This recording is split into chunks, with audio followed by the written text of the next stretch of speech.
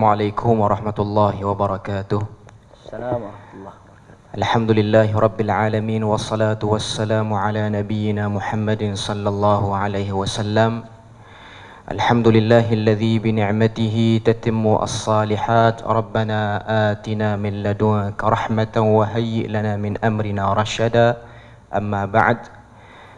Alhamdulillah, syukur pada Allah Subhanahu wa taala. Pertamanya terima kasih kepada saudara moderator Ustaz Syafi.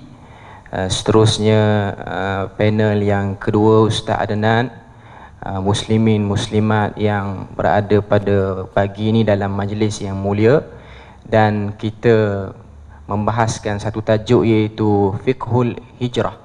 Fiqh hijrah. Berbalik kepada soalan yang diajukan oleh moderator tadi, iaitu berkenaan dengan definisi tajuk kita pada pagi ini. Jadi menjadi kebiasaan dan adat bila mana kita nak bahas sesuatu, kita nak bahas dia punya tajuk tu dulu. Jadi fiqhul hijrah, dia ada dua term ataupun dua kalimah di situ, fiqh dan hijrah. Pertama sekali saya nak bacakan dalil daripada Al-Quran dan hadis berkaitan dengan perkataan fiqh. Lepas tu kita akan bahas hijrah. Lepas tu kita akan bahas fiqh hijrah tu apa. Okay. Fiqh dalam Al-Quran, Allah Subhanahu wa taala sebut, tapi bukanlah dengan perkataan fiqh tu, tapi pecahan daripada perkataan fiqh. Kita boleh tengok dalam surah At-Taubah, Allah Taala sebut pada ayat yang ke-122. Allah Taala kata, a'udzu billahi minasyaitonir rajim, wa ma kana al-mu'minuna liyanfiru kaffah falawla nafara min kulli firqatin minhum ta'ifatun liyatafaqahu fid din waliyunziru qaumahum idza raja'u ilaihim la'allahum yahdharun. Ayat 122 ni Allah Subhanahu wa taala cerita apa? Wa ma kana al-mu'minuna liyanfiru kaffah. Tidaklah orang beriman itu keseluruhannya keluar berjihad. Wa ma kana al-mu'minuna liyanfiru kaffah falawla nafara min kulli firqatin minhum ta'ifatun liyatafaqahu fid din. Alangkah eloknya ataupun sepatutnya ada nafarun, yakni satu kumpulan daripada orang beriman itu, liyatafaqahu fid din, dia duduk fahamkan agama. Kalau kita buka terjemahan Al-Quran, perkataan liyatafaqahu fid din maksudnya duduk belajar faham agama.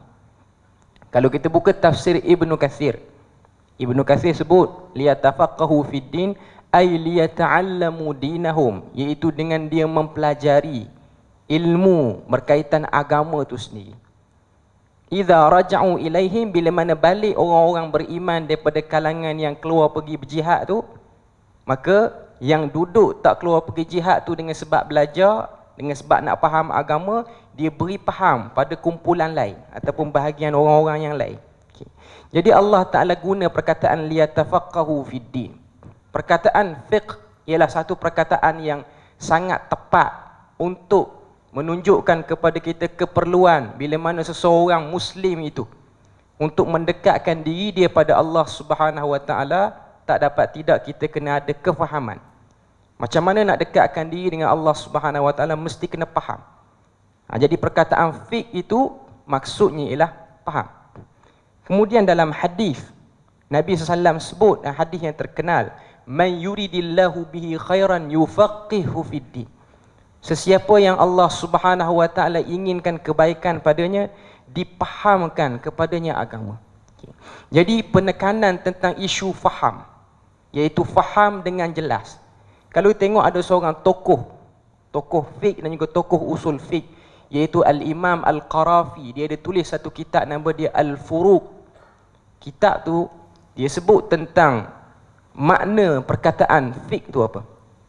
Dia kata fiqh tu dari segi bahasa ialah fahmul asya' bid-daqiq, memahami suatu perkara itu dengan tepat dan jelas. Maknanya kita bila mana kita dengar satu perkataan, kita bukan hanya tahu maknanya, tapi kita tahu konteksnya dan penggunaannya di mana. Itu yang dimaksudkan dengan fiqh. Macam yang disebutkan tadi oleh Ustaz moderator, setiap apa yang kita belajar, usul fiqh, fiqh sirah, Fiqh ibadat, fiqh muamalah. Perkataan fiqh itu menunjukkan kepada kita ianyalah tujuan utama bila mana kita nak bahas satu perbahasan tu. Contoh fiqh ibadat. Ibadat tu kita tahulah ritual, tata cara peribadatan yang kita lakukan, iaitu persembahan kita, solat kita, puasa kita. Okay. Tapi bukanlah hanya setakat kita tahu. Okay, solat itu terangkum di dalamnya takbiratul ihram sampailah kepada salam. Bukan hanya itu yang nak kita tahu, tapi kita nak tahu apa tujuan salat itu. Itu juga disebut sebagai fiqh. Jadi mudah ceritanya perkataan fiqh ni ialah faham luarannya dan faham dalamannya. Al-Imam Asy-Syafi'i dia sebut fiqh ni ialah tahu dalil-dalil yang berkaitan dengan satu masalah, tahu permasalahan yang berkaitan dengan satu masalah tu. Maknanya kita faham betul-betul. Sebab tu Imam Syafi'i terkenal kata-kata dia disebut ta'allamal ilma falyudaqqiq. Belajarlah kamu ilmu dan teliti ilmu tu. Tadqiq maksudnya tepati. Hak ilmu tu kena faham.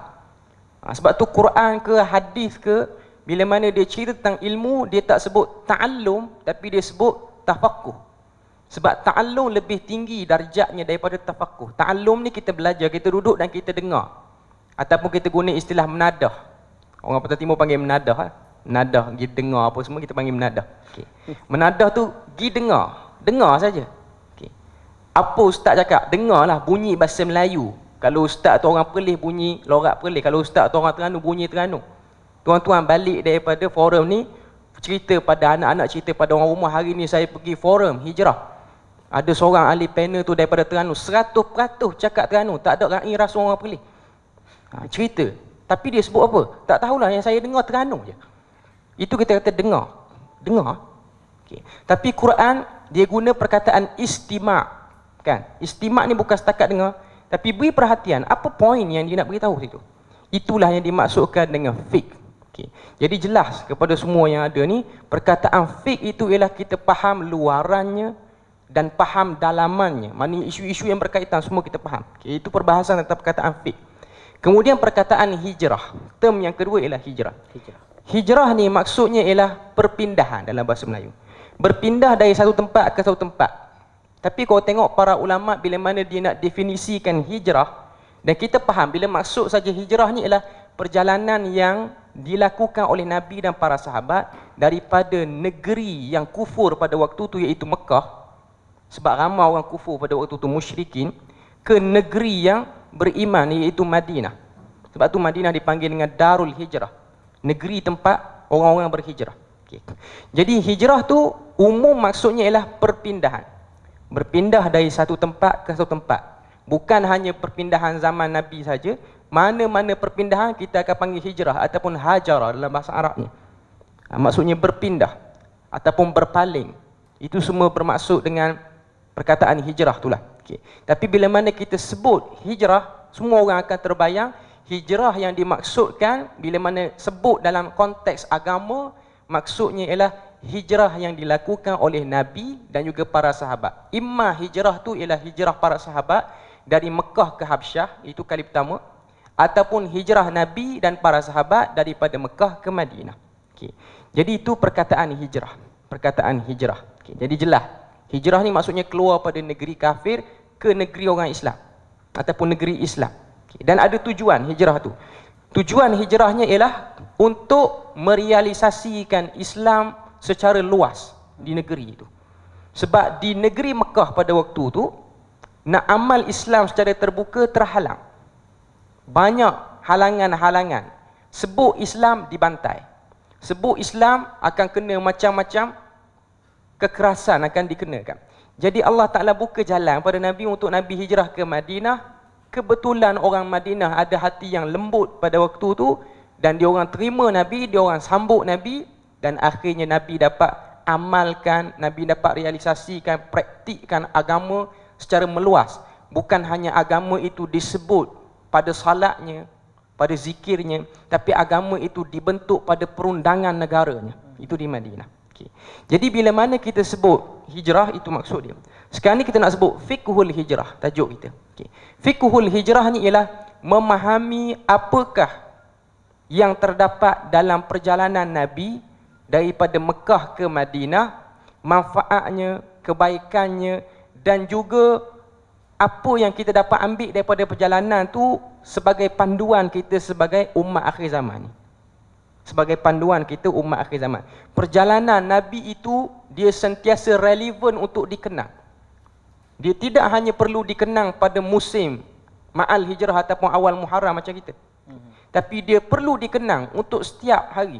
Sebab manusia ni dia perlukan muhasabah, dan antara contoh muhasabah yang paling besar ialah Nabi menunjukkan perpindahan daripada negeri kafir ke negeri Muslim, dan bukan hanya bergerak dengan sebab nak cari rumah ataupun nak cari tempat selamat, tapi Nabi bergerak untuk buat sesuatu yang lebih besar, iaitu i'la' kalimatillah, meninggikan kalimah Allah Azza wa Jalla. Dan itulah tujuan seluruh daripada kita yang Muslim ni berbalik kepada firman Allah Ta'ala, wa ma khalaqtul jinna wal insa illa liya'budun. Tidak diciptakan jin dan manusia untuk beribadah kepadanya. Jadi kita duduk mana-mana tempat pun ialah untuk kita beribadah.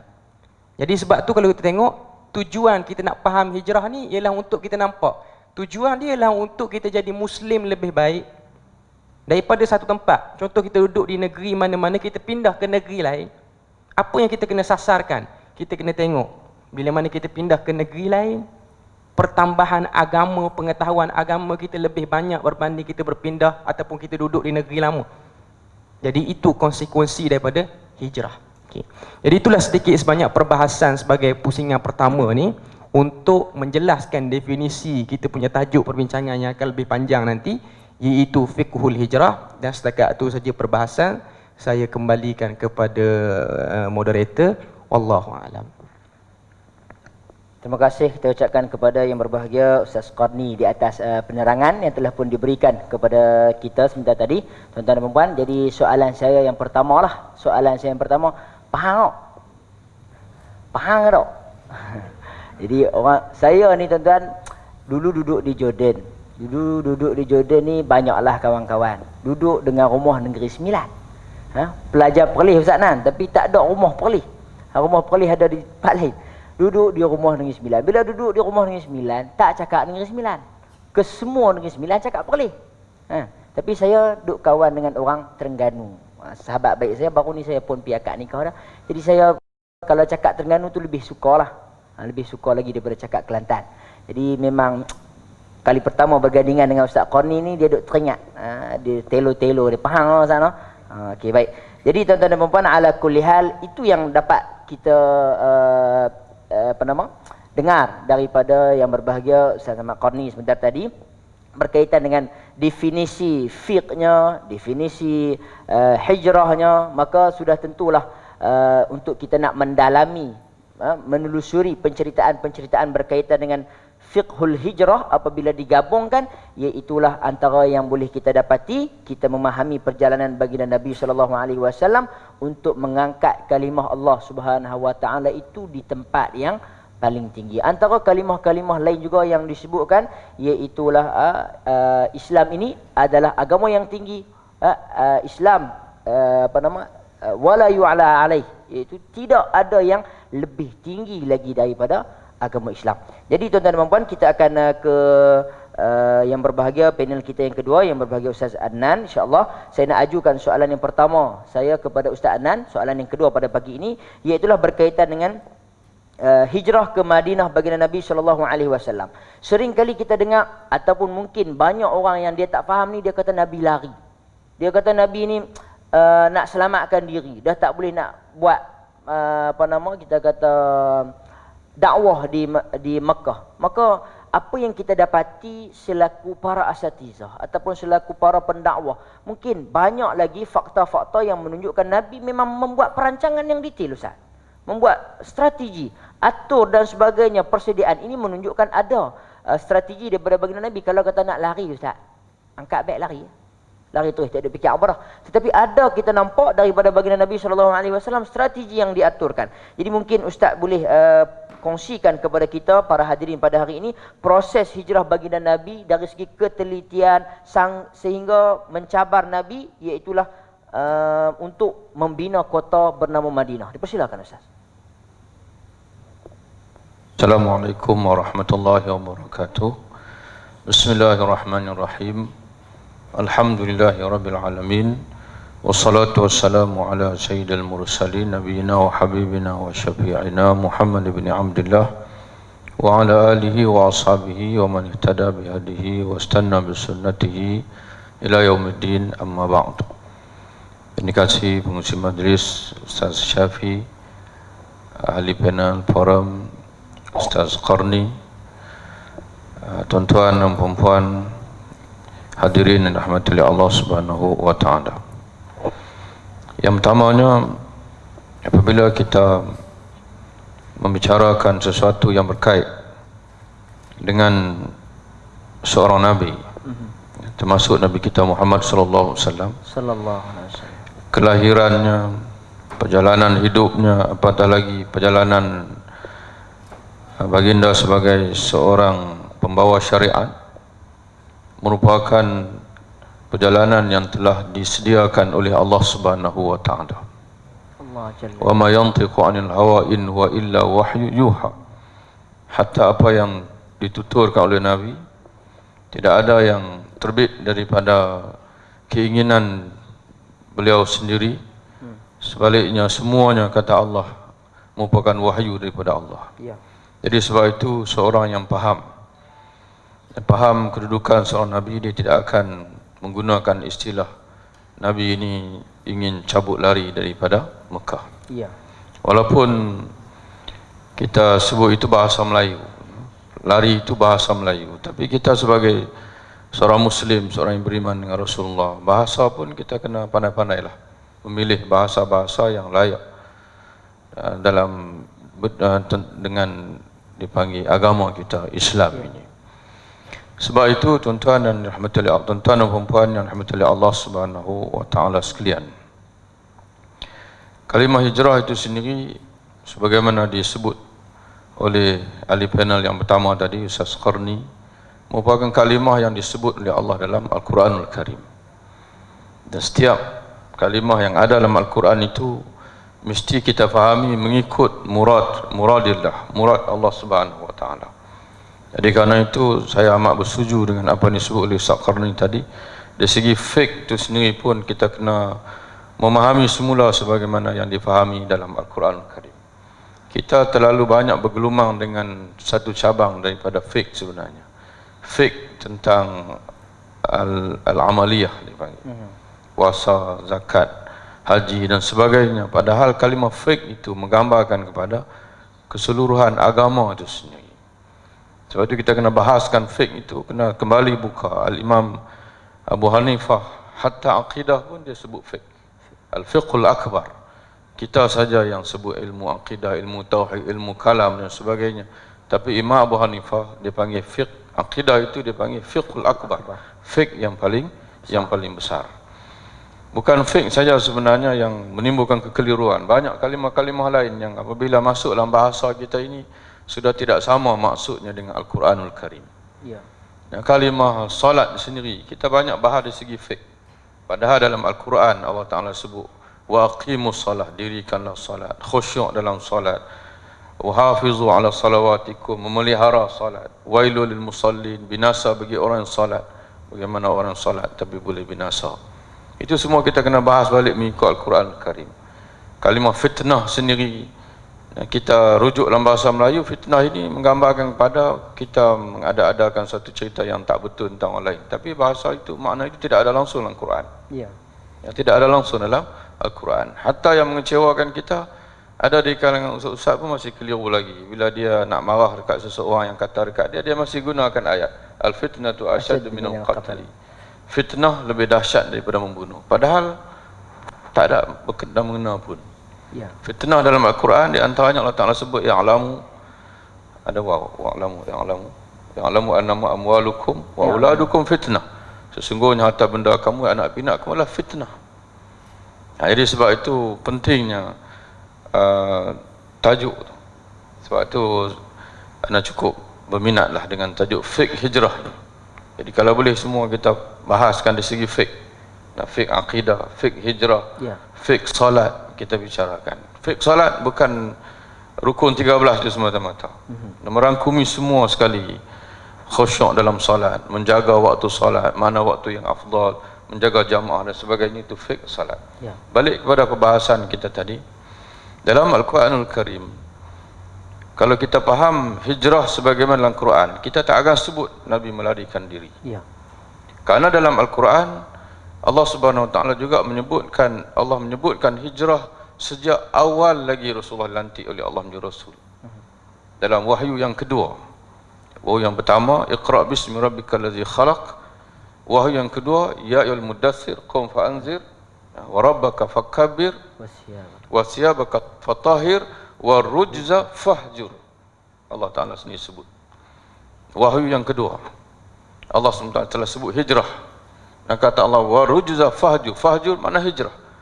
Wa rujza, dan sebagian mufassir mentafsirkan ar-rujza yakni al-ausan, berhala. Dan sebagian mufassir mentafsirkan, di antara Ibnu Abbas juga dia ada tafsir, ada ketika dia tafsirkan ar-rujza dengan makna berhala, dan ada ketika dia tafsirkan ar-rujza dengan makna al-ma'asim ataupun al-ma'asi, maksiat adalah kamu hijrah.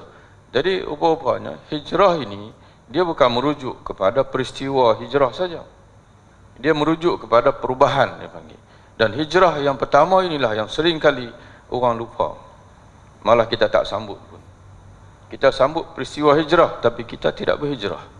Ya. Karena kita lupa bahwasanya Allah telah menyebutkan tentang hijrah ini sejak awal Nabi dilantik oleh Allah menjadi Rasul sallallahu alaihi wasallam. Dan Nabi sendiri menegaskanlah hadis, hijrah yang sebenar ialah wal muhajir man hajara man Allahu anhu. Dan orang yang benar-benar berhijrah, kata Nabi, adalah orang yang berhijrah meninggalkan apa yang dilarang oleh Allah. Itu hijrah yang berlaku pada setiap hari. Dan tapi hijrah ni tak sonok lah sebab tak dapat cuti. Hijrah yang setahun sekali ni sonok dapat cuti. Kadang-kadang tak tahu apa pun. Anda pernah menyaksikan dalam TV3, dia satu lama dah dulu, temu ramah lah, pemberita ni dia temu ramah nak tengok sejauh mana anak-anak muda ni dia faham tentang hijrah. Ada yang dia, saya rasa-rasa macam dengar tapi tak ingat dah apa dia hijrah. Yang seorang tu dia kata hijrah ini perpindahan daripada Madinah ke Mekah. Ada gitu. Okey sikit lah tu. Ya, okey sikit yang kedua tu. Jadi menggambarkan kepada kita bahawasanya kita ini bergelumang ataupun bermain dengan peristiwa hijrah. Bukan hijrah. Hijrah ialah proses yang ditetapkan oleh Allah Subhanahu Wa Taala kepada Rasulullah dan para sahabat, iaitu bermula daripada perubahan diri. Setelah itu barulah pergi kepada pembentukan daulah Islamiah. Setelah Rasulullah 10 tahun. Sebenarnya hijrah itu bukan bermula dengan perpindahan itu, bermula dengan perencanaan sebagaimana disebut oleh Ustaz Syafiq tadi. Rasulullah merencana dengan begitu teliti. 4 tahun sebelum hijrah, Rasulullah sudah pun melakukan satu strategi, iaitu untuk melebarkan dakwah ini untuk sampai keluar daripada Mekah. Untuk menyebarkan dakwah ini, mencari satu tapak baru. Bukan Rasulullah ingin meninggalkan tapak yang lama Mekah, tidak. Karena Rasulullah satu hari nanti akan kembali ke Mekah. Tidak ada satu inci pun dalam bumi di dunia ini sebenarnya yang boleh kita biarkan kepada orang bukan Islam. Hatta Andalus yang hari ini, yang sekarang ini dikuasai kembali oleh orang Kristian, satu hari nanti kita akan kuasai semula. Tapi bergantung sejauh mana kita melakukan hijrah yang pertama tadi. Warujza fahjur. Kalau semua orang Islam berjaya melakukan proses perubahan daripada suasana akidah yang dipanggil, dari segi akidah, dari segi amalan, dari secara hidupnya, daripada yang tidak Islam kepada yang Islam, insya-Allah dunia ini akan kembali kepada Islam. Dalam satu hadis Nabi SAW, para sahabat pernah bertanya Rasulullah SAW, ayul madinataini tuftahu awalan, di antara dua kota besar yang mana akan ditawan dulu oleh orang Islam, Konstantinopel, sekarang Istanbul, ataupun kota Rom. Nabi tidak nafikan. Walaupun ketika para sahabat bertanya soalan itu dalam bentuk angan-angan, keinginan.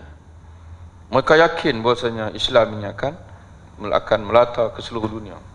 Sebab itu mereka tidak tanya, ya Rasulullah, kami ini ataupun kita ini akan berjaya atau tidak untuk menguasai dunia dan menawan kota besar dunia, kota Konstantinopel dan kota Rom. Mereka tak tanya soalan itu. Tapi mereka bertanya, ayul madinataini tuftahu awalan, di antara dua kota besar ini yang sekarang ini dikuasai oleh orang bukan Islam, orang kafir, yang mana satu yang kami akan buka dulu? Menggambarkan kepada keyakinan. Yakin boleh buka. Yakin Islam ini akan tersebar begitu luas ke seluruh dunia. Nabi berkata Konstantinopel dulu. Dan Nabi tidak nafikan umat Islam akan menguasai kota Rom. Dan kita tahu bahasanya belum ada sejarah Islam menguasai kota Rom.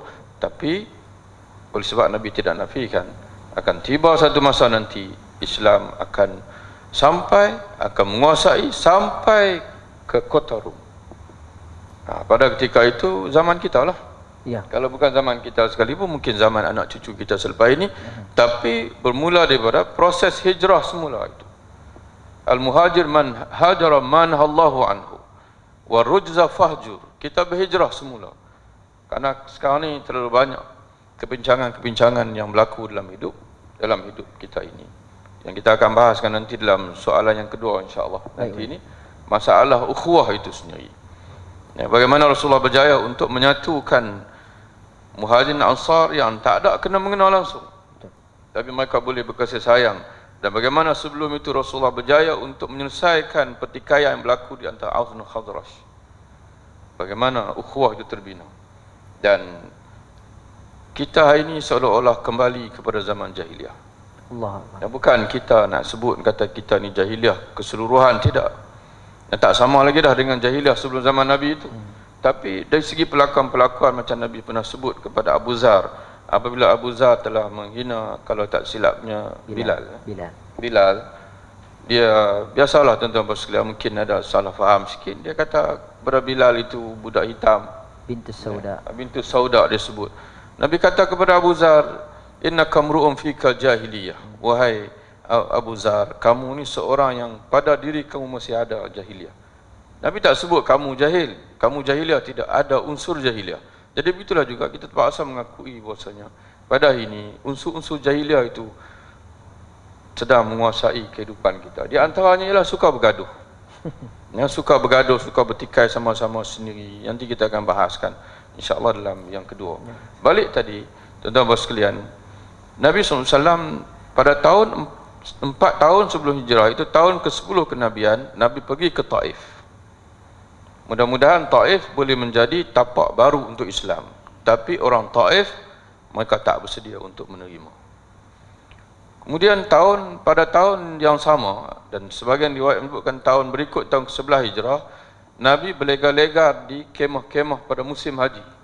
Dia pergi pada kabilah demi kabilah demi kabilah, offer, sampaikan dakwah Islam dan tawarkan, memberi tawaran, kalau kamu mau menerima aku, dan aku akan janjikan kepada kamu anugerah daripada Allah, iaitu syurga Allah Subhanahu wa taala.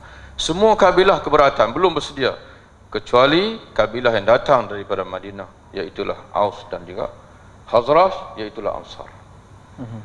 Dan sampai ke hari ini tuan-tuan sekalian, Allah Subhanahu wa taala menghargai Ansar ini sehingga Nabi SAW meletakkan bahwasanya di antara tanda iman itu ialah cinta kepada Ansar. Ansar berada dalam hati umat Islam sampai ke akhir zaman. Ansar akan berada dalam hati sanubari kita umat Islam sampai ke akhir zaman. Kasih sayang yang Allah Ta'ala berikan kepada seluruh pencinta-pencinta iman kepada Ansar sampai ke hari kiamat, memandangkan jasa mereka menyediakan negara untuk Islam. Maka berlakulah perjanjian Aqabah yang pertama. Rasulullah berjanji dulu. Sebab itu kita sebut tadi, kalau nak lari, mereka setuju saja, cabut lari. Tidak. Rasulullah mengambil 3 tahun perancangan sebelum berhijrah ke Madinah. Tahun yang ke-11 hijrah, Rasulullah mengadakan perjanjian dengan 12 wakil daripada Madinah. 11 lelaki, seorang perempuan. Perempuan berada sebagai mewakili perempuan dalam perjanjian itu. Kemudian tahun yang berikutnya Itu perjanjian Aqabah yang pertama, diikuti dengan tahun yang berikutnya, tahun yang ke-12 kenabian, perjanjian Aqabah yang kedua, 73. Ansar diwakili oleh 73 orang, 72 lelaki, 75 73 lelaki, 2 wanita. Dan kandungan bai'ah yang kedua ini lebih tegas. Kalau bai'ah yang pertama setahun sebelumnya, jangan mensyirikkan Allah, jangan mencuri, jangan bunuh tanpa hak, jangan merampas harta orang lain, jangan mengadakan fitnah sama-sama sendiri. Itu balik pada hijrah yang pertama tadi ni. Hijrah meninggalkan berhala, hijrah meninggalkan segala pelakon-pelakon syirik. Yang itu dulu Nabi berjanji dengan mereka. Tahun yang berikutnya Nabi ambil perjanjian Bai'atul Aqabah yang kedua. Kandungan bai'ahnya dengar dan patuh arahan Nabi sama ada waktu rajin dan malas. Kita ni semangat waktu rajin saja. Waktu malas dah tak nampak dah.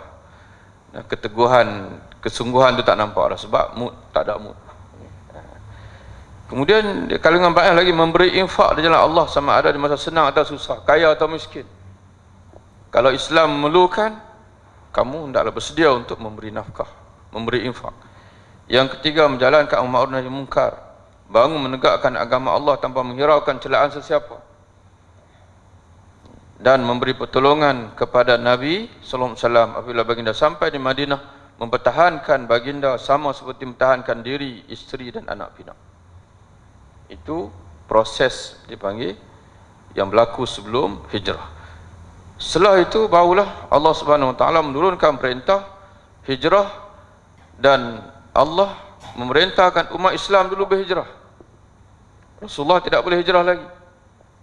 Umat Islam dulu berhijrah. Sebab itulah Sahih Bukhari, Al-Bara bin Azib, salah seorang sahabat Nabi di Madinah, dia sendiri menceritakan siapa dulu yang sampai di Madinah. Kata dia, awalu man qadima alaina Mus'ab bin Umair wa ibnu Maktum. Para sahabat daripada Madinah, daripada Mekah yang mula-mula sampai ke Madinah, sampai kepada kami, ialah Mus'ab bin Umair dan ibnu Maktum, Muazzin Nabi, ya, muazzin Rasulullah. Kedua mereka yang datang untuk apa? Kana yuqri'anin nas. Kedua mereka mengajar kami Quran. Tuan-tuan sekalian.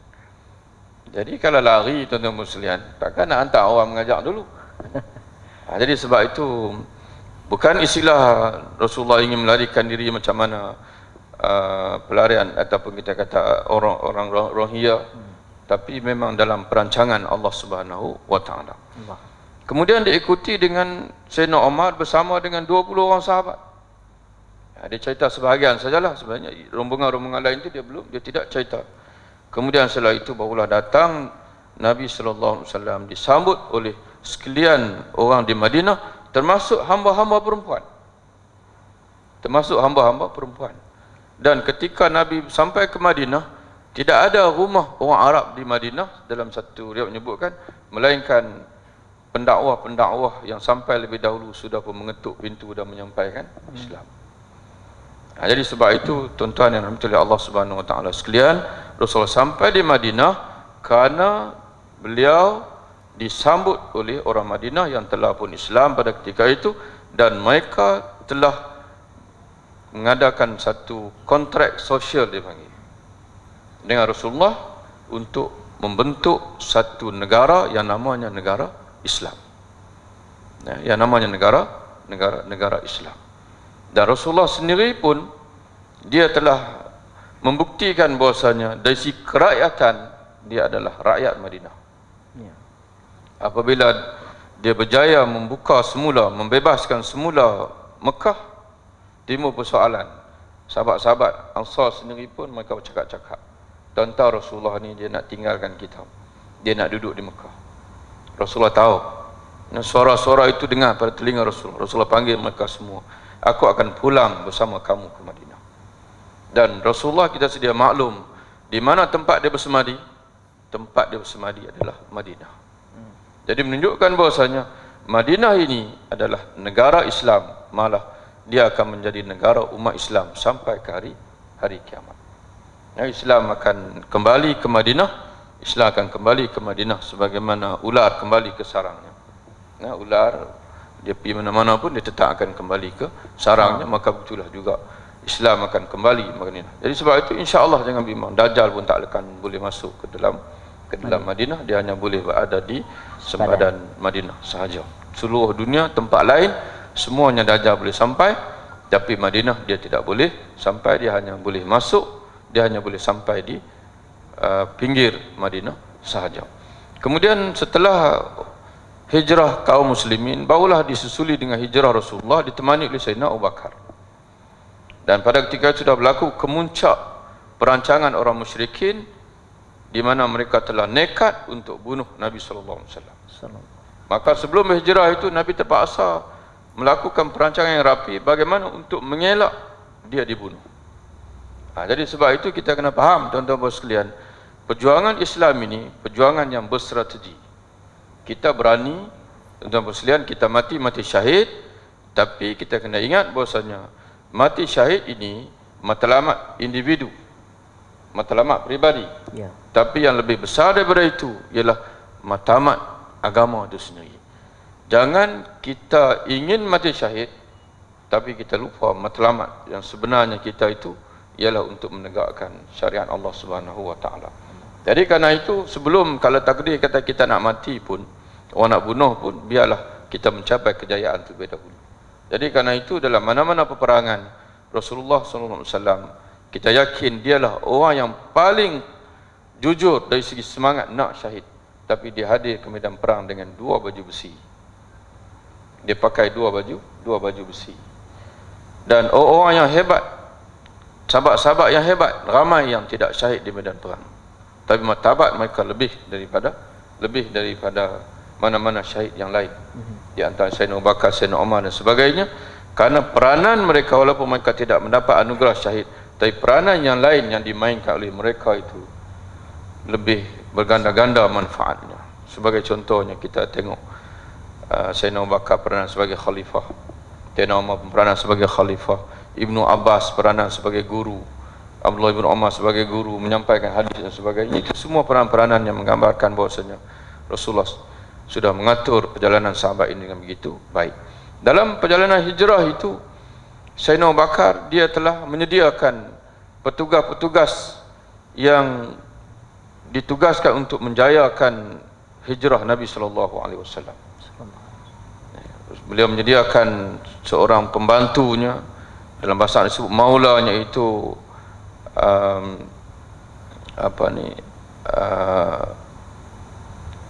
yang pertama anak dia sendiri, Abdullah bin Abu Bakar, yang ditugaskan untuk mengembala kambing, untuk menghapuskan jejak-jejak kaki, tapak kaki, kerana orang Arab dulu dia pandai tengok tapak kaki. Di samping bekalkan susu ketika Rasulullah SAW dan Sayyidina Abu Bakar bersembunyi dalam Gua Sur. Dan Gua Sur ini kalau tuan-tuan perhati dalam peta, dia ke arah Yaman, dia bukan ke arah Madinah. Gua Sur Mekah, kemudian bawah Gua Sur, kemudian baru naik ke utara ke Madinah. Itu perancangan Nabi SAW. Mana mengelirukan, dia panggil mengelirukan musuh. Jadi seolah-olah macam Muhammad ini nak melarikan diri ke Yaman, rupanya dia nak ke Madinah, tapi dia turun dulu ke selatan, bersembunyi di Gua Sur, berada di arah selatan ke arah jalan ke Yaman. Setelah itu barulah Nabi patah balik ke Madinah. Dan Nabi SAW nama apa, Malik bin Fuhairah namanya, yang seorang yang dipersiapkan oleh Sayyidina Abu Bakar untuk Abdullah Malik bin Fuhairah yang dipersiapkan untuk mengembala kambing. Abdullah bin Abu Bakar, anak Sayyidina Abu Bakar, dipersiapkan oleh Sayyidina Abu Bakar, mungkin dengan setelah bincang dengan Nabi SAW, untuk menjadi mata-mata. Pada waktu malam dia bersama dengan Nabi, kan 3 malam Nabi bersembunyi di Gua Sur itu. Pada siang sebelum subuh dia diperintahkan untuk keluar balik ke Mekah bersama-sama dengan orang Arab, mendengar perancangan-perancangan orang musyrikin kemana arah mereka mencari Nabi Muhammad SAW. Adakah mereka masih mencari atau mereka sudah putus asa? Pada saat mereka putus asa itulah Nabi SAW dan Sayyidina Abu Bakar keluar meneruskan perjalanan ke Madinah. Asma binti Abu Bakar ditugaskan untuk menyiapkan makanan, menyiapkan bekalan makanan, khususnya pada hari terakhir Rasulullah dan Sayyidina Abu Bakar berada di Gua Sur untuk bertolak daripada Gua Sur menuju ke Madinah. Begitulah rapinya perancangan yang dilakukan oleh Rasulullah SAW dalam proses hijrah, bermula daripada 3 tahun sebelum itu. 3 tahun sebelum itu, dan kita perlu diperingatkan tuan-tuan sekalian, karena sebagaimana yang kita sedia maklum bahwasanya dalam Islam, dalam agama ini, kita mesti mentingkan ketepatan, termasuk dari segi sejarah itu sendiri. Mesti pentingkan ketepatan, dan nak mentingkan ketepatan ini kita perlu belajar dan perlu menyemak. Hijrah bukan berlaku dalam bulan Muharram. Hijrah Nabi SAW tidak berlaku dalam bulan Muharram, tapi dia berlaku selepas bulan Muharram, itu bulan Safar. Nabi mula keluar daripada Madinah 27 Safar. 27 Safar, dan Nabi SAW sampai di Quba pada 8 Rabiul Awal. Kemudian daripada Quba Rasulullah meneruskan perjalanan. Rasulullah sampai di Madinah pada 13 Rabiul Awal. Itu dari segi tarikh, dari segi sejarahnya. Demikianlah tuan-tuan dan puan sekalian, sesi yang pertama. Wallahu a'lam bissawab. Assalamualaikum warahmatullahi wabarakatuh. Waalaikumsalam warahmatullahi wabarakatuh. Terima kasih kita ucapkan kepada yang berbahagia Ustaz Ma'anan di atas penerangan yang telah pun diberikan kepada kita seperti tadi berkaitan dengan persiapan penelitian baginda Nabi SAW bagi menempuh satu perjalanan yang begitu panjang, bagi mempersiapkan persediaan yang begitu rapi untuk nak berhijrah ini. Jadi seperti yang ditohmah oleh Barat, dan ada suara-suara sumbang yang menyatakan Nabi ini nak melarikan diri, ini adalah atas dasar ketidakprihatinan mereka ataupun dasar benci, ataupun tidak ada yang disandarkan pada ilmu, Ustaz, kerana nak mencari populariti ataupun menanamkan kebencian, keburukan kepada agama kita yang Islam. Baik tuan-tuan dan puan, hadirin-hadirat dimuliakan oleh Allah Subhanahu wa taala sekalian, kita ke pusingan yang kedua. Kita nak lebih percepatkan lagi, iaitu kepada yang berbahagia Ustaz Ahmad Qarni, di mana soalan saya nak tanya kepada Ustaz berkaitan dengan hijrah itu sendiri. Kalau kita tengok, sahabat sendiri pun 2 kali hijrah. Yang pertama ke Habsyah, yang kedua ke Madinah. Nabi sekali ke Madinah. Tetapi di dalam penghijrahan itu, ketika mana mereka ini berkorban, memperjuangkan diri mereka, para sahabat Makkah, seperti yang disebutkan oleh Ustaz Adnan tadi, Nabi persiapkan, Nabi hantar Mus'ab bin Umair terlebih dahulu dengan Abdullah bin Umi Maktum, kemudian dengan Sayyidina Umar. Mereka ini adalah orang-orang yang berhijrah. Jadi apakah kehebatan yang boleh kita ambil daripada mereka ini sehingga mereka ni, nama mereka dicatatkan di dalam Al-Quran, Al-Muhajirun, muhajirin yang berhijrah. Mungkin Ustaz boleh kongsikan kepada kita. Dipersilakan Ustaz.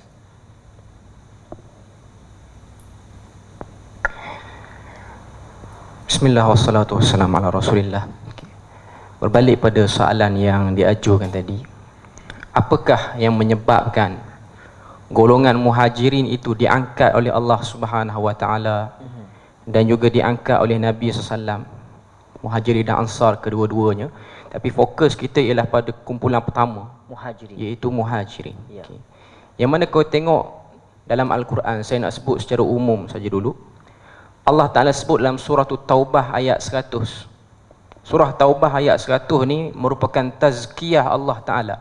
Tazkiyah ni maknanya penghargaan Allah Subhanahu wa taala kepada first generation, generasi pertama yang telah disatukan oleh Nabi, yang telah Allah Taala pilih mereka ni sebagai kumpulan pertama yang mendengar seruan wahyu dan membenarkan dakwah Nabi. Allah Taala sebut dalam ayat 100 tu, was-sabiqunal awwaluna minal muhajirin wal ansar والذين اتبعوهم بإحسان رضي الله عنهم ورضوا عنه وأعد لهم جنات تجري من تحتها الأنهار خالدين فيها أبدا ذلك الفوز العظيم.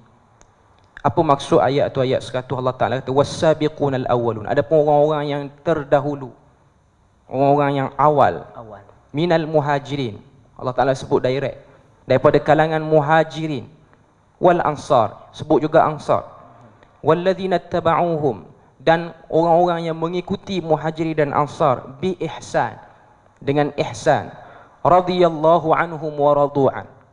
Sinilah jelas tazkiyah ni penghargaan. Allah Ta'ala redha pada mereka dan mereka pun redha pada Allah Subhanahu wa Ta'ala. Natijahnya apa yang diorang dapat daripada keredaan tu? Wa a'adda lahum jannatin tajri min tahtihal anhar khalidina fiha abada. Dijanjikan kepada mereka ni syurga yang sangat luas, mengalir di bawahnya sungai-sungai, dan kekal mereka dalam syurga tu. Kemudian Allah Ta'ala sebut zalikal fawzul azim, itulah kejayaan yang paling besar. Jadi daripada ayat tu saya nak sebut pada semua yang ada ni, bila mana kita bahas tentang hijrah, kita nak kata kunci fawzul azim di situ, iaitu kejayaan yang besar daripada orang yang melakukan hijrah, ialah dia dapat hasil, iaitu syurga. Seperti mana kumpulan yang awal. Kumpulan yang awal Allah Ta'ala beri syurga. Jadi kalau kita tengok, Allah Ta'ala ni dia uji kumpulan pertama. Sebab tu kau tengok Al-Allamah Said Qutb bila mana dia bahas kumpulan pertama ni, kumpulan pertama daripada kalangan muhajirin, dia sebut sahabat-sahabat Nabi daripada kalangan muhajirin ni ialah jilul Quran al-farid, generasi Quran yang unik. Sebab apa? Sebab dia orang ada jiwa yang sudah dibuka dan sudah bersedia untuk menadah kesucian wahyu tu sendiri. Jadi saya nak sebut pada kita semua, apa yang menyebabkan Tuhan angkat dia orang ni? Sebab dia orang telah berperang dengan jiwa dia orang sendiri antara iman dan kufur, sebelum dia orang berperang dengan musuh yang jelas, iaitu orang-orang kafir. Mereka mempertaruhkan keinginan Islam dan juga keinginan kufur, yang mana pada waktu tu kalau kita tengok, kalau kita sebut sahabat-sahabat Nabi yang duduk pada fasa awal ni, iaitu fasa Mekah, muhajirin, mereka ni beriman pada Nabi tanpa Nabi menjanjikan bila kita akan menang. Nabi tak sebut bila akan menang, tapi dia orang telah mempertaruhkan, tak apalah, tak cerita menang pun tak apa, tapi kami rasa yang Muhammad bawa ni betul. Jiwa tu tidak semua orang ada pada waktu tu. Jiwa yang rasa galak, tak suka dengan apa yang dilakukan di Mekah oleh golongan-golongan kufar. Mereka melakukan penindasan, mereka melakukan kezaliman. Jiwa-jiwa yang suci daripada kalangan muhajirin yang Allah Ta'ala pilih mereka. Sebab tu kalau kita tengok perjuangan mereka luar biasa, sangat-sangat luar biasa. Ada sebahagian mereka seperti Khabbab al-Arad yang terbakar habis belakang dia bila mana dia menyatakan keimanan. Dan yang kita selalu dengar, Bilal bin Rabah dihempap dadanya dengan batu kerana mempertahankan keimanan. Dan ramai lagi sahabat-sahabat lain. Sebab tu saya nak sebut kepada tuan-tuan, Al-Imam Ibnu Jauzi, Al-Imam Az-Zahabi, dia ada sebut dalam kitab dia Syiar A'lam An-Nubala tentang satu orang sahabat yang bernama Miqdad bin Aswad. Miqdad bin Aswad ni daripada kalangan Ahlu Badar, dia pergi perang Badar. Miqdad bin Aswad ni bila mana Nabi wafat, dia tu terkenal sebagai seorang sahabat, dan dia tu diikuti oleh para tabi'in untuk diambil ilmu daripadanya. Maknanya para tabi'in ni duk ikut kat mana dia bercakap, kat mana dia berceramah. Sehinggalah pada satu tempat, saya tak berapa pasti riwayat tu dia sebut di mana, imma di Madinah ataupun di tempat lain, tapi waktu tu Nabi dah wafat. Maknanya ketika mana Miqdad bin Aswad ni tengah bercakap, baca hadis Nabi, ilmu yang diambil pada Nabi, bangun seorang tabi'in puji dia. Tabi'in tu kata kepada dia, tuba lihatainil ainain allatani ra'ata Rasulullah sallallahu alaihi wasallam.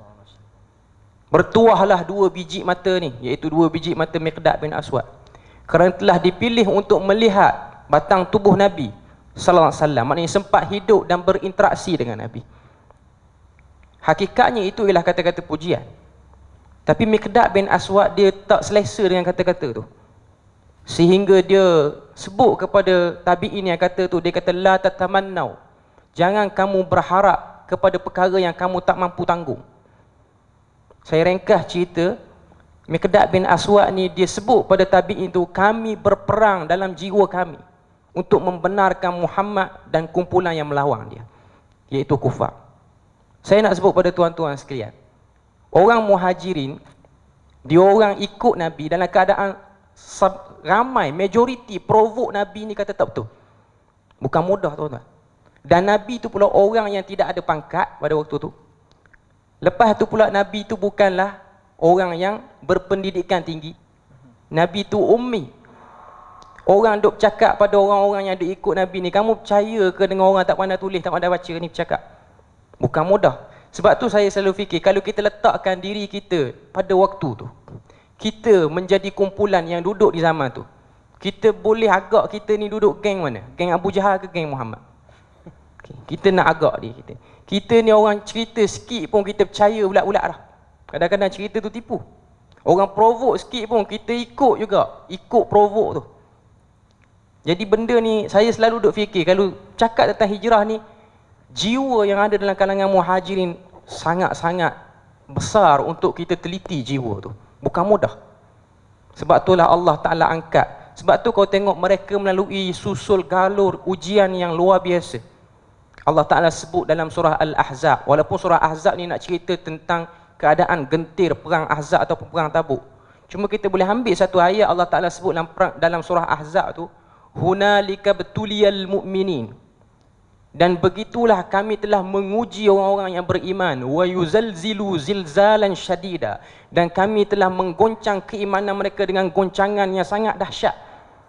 Sebab tu kau tengok dalam surah Ahzab Allah Ta'ala ceritakan detik-detik cemas ketika mana para sahabat tengok musyrikin telah memenuhi sempadan kota Madinah, maknanya berada di sebelah parit yang digali.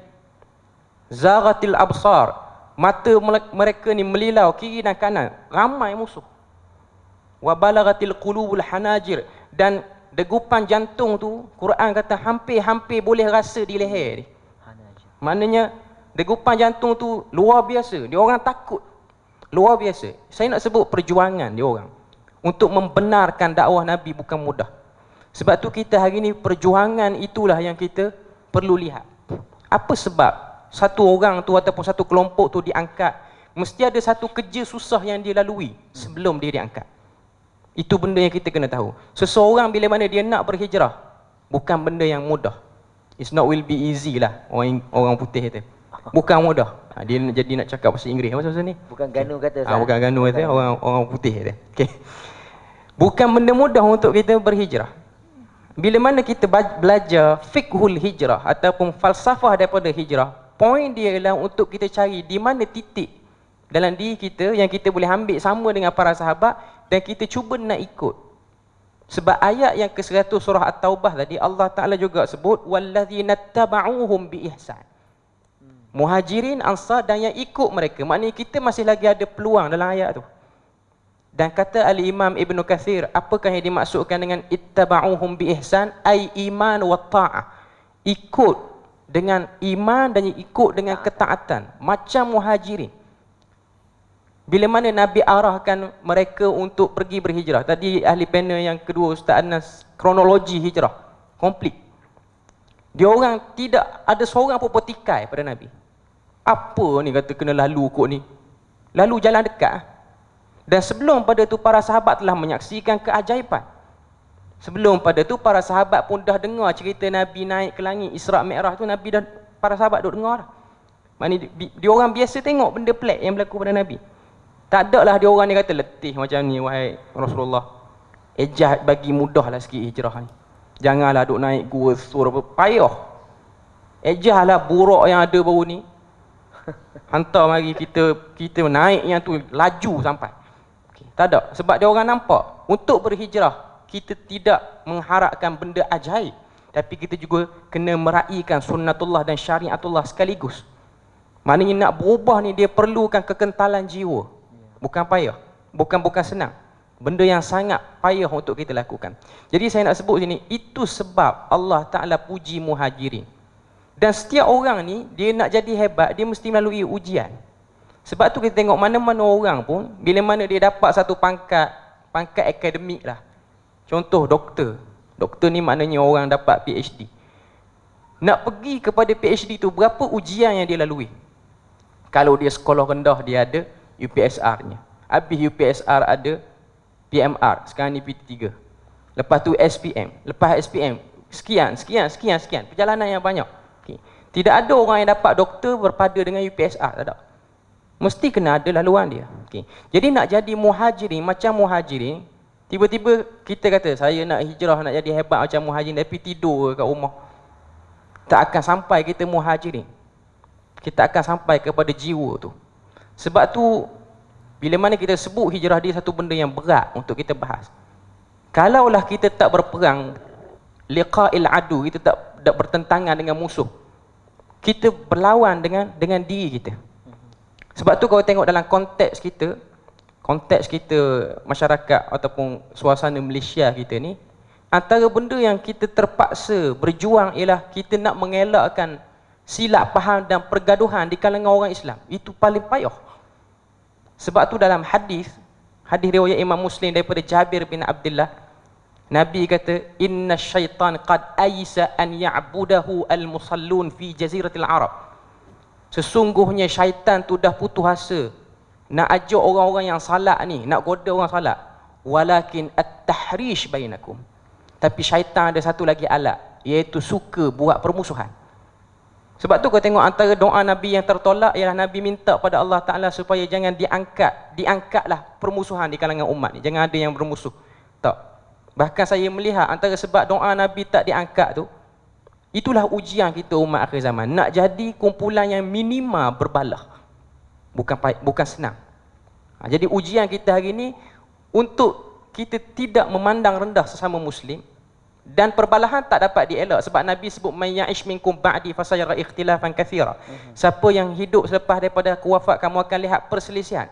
Nabi sebut perselisihan, Nabi tak sebut tanazu'. Tanazu' tu maksudnya pergaduhan yang besar, yang kata apa, tumpah darah. Tapi Nabi sebut ikhtilaf. Semua kita akan khilaf. Hatta suami dengan isteri pun dia khilaf pada apa yang dia nak makan. Bukan setakat khilaf, aku nak pegang pendapat ni, kamu nak pegang pendapat tu. Nak makan tengah hari ni pun bergaduh dah. Cuma macam mana kita mengurus pergaduhan? Itulah nilai iman yang kita boleh hijrah pada hari ini. Maknanya kita menjadi seorang Muslim yang jiwanya paling kurang, orang kata apa, nak bergaduh dengan orang. Hijrah kita pada hari ini. Kita nak liqa'il adu, nak pertahan Nabi, batang tubuh Nabi dah wafat dah. Okay. Tapi kita nak jadi diri yang penuh toleransi, tasamuh macam Nabi dan para sahabat. Itu yang kita nak. Macam mana Muhajirin dan Ansar boleh bersatu. Yang mana kita tahu orang Arab pada waktu tu dia ada sifat perkauman, kabilah yang kuat, asabiah yang kuat. Bukan senang orang Mekah nak bersatu dengan orang Yathrib. Dia orang ada semangat perkauman yang kuat. Yathrib yang duduk di Madinah tu pun ada problem Aus dan Khazraj ni. Tiba-tiba Nabi boleh jadikan jiwa mereka tasamuh. Luar biasa dia orang toleransi. Sehingga ada di kalangan Ansar yang sanggup beri separuh harta daripada harta dia tu pada orang yang dia tak kenal. Kena atas sebab syahadah je semua. Atas sebab bai'ah. Atas nama iman, kita semua tasamuh, toleransi. Jadi itu yang kita boleh tengok. Saya nak sebut pada sini sebagai yang penyudah kepada pusingan ni, ujian untuk jadi golongan yang tinggi itu cukup banyak. Macam mana Muhajirin. Kita jangan ingat sahabat Nabi ni dia duduk diam, ikut. Tapi dia berperang dalam jiwa dia. Betul ke Muhammad ni? Betul ke apa yang Muhammad sebut ni? Kan buat-buat tak jadi kan? Hijrah tak sampai Madinah lagi kena tangkap di geng-geng Quraisy, mampu hari tu. Dia orang tak kata apa-apa pun, walaupun ketakutan tu ada. Nak beritahu kepada kita, ujian itulah yang akan mengangkat kedudukan seseorang sehingga Allah Ta'ala masyhurkan nama kumpulan tu.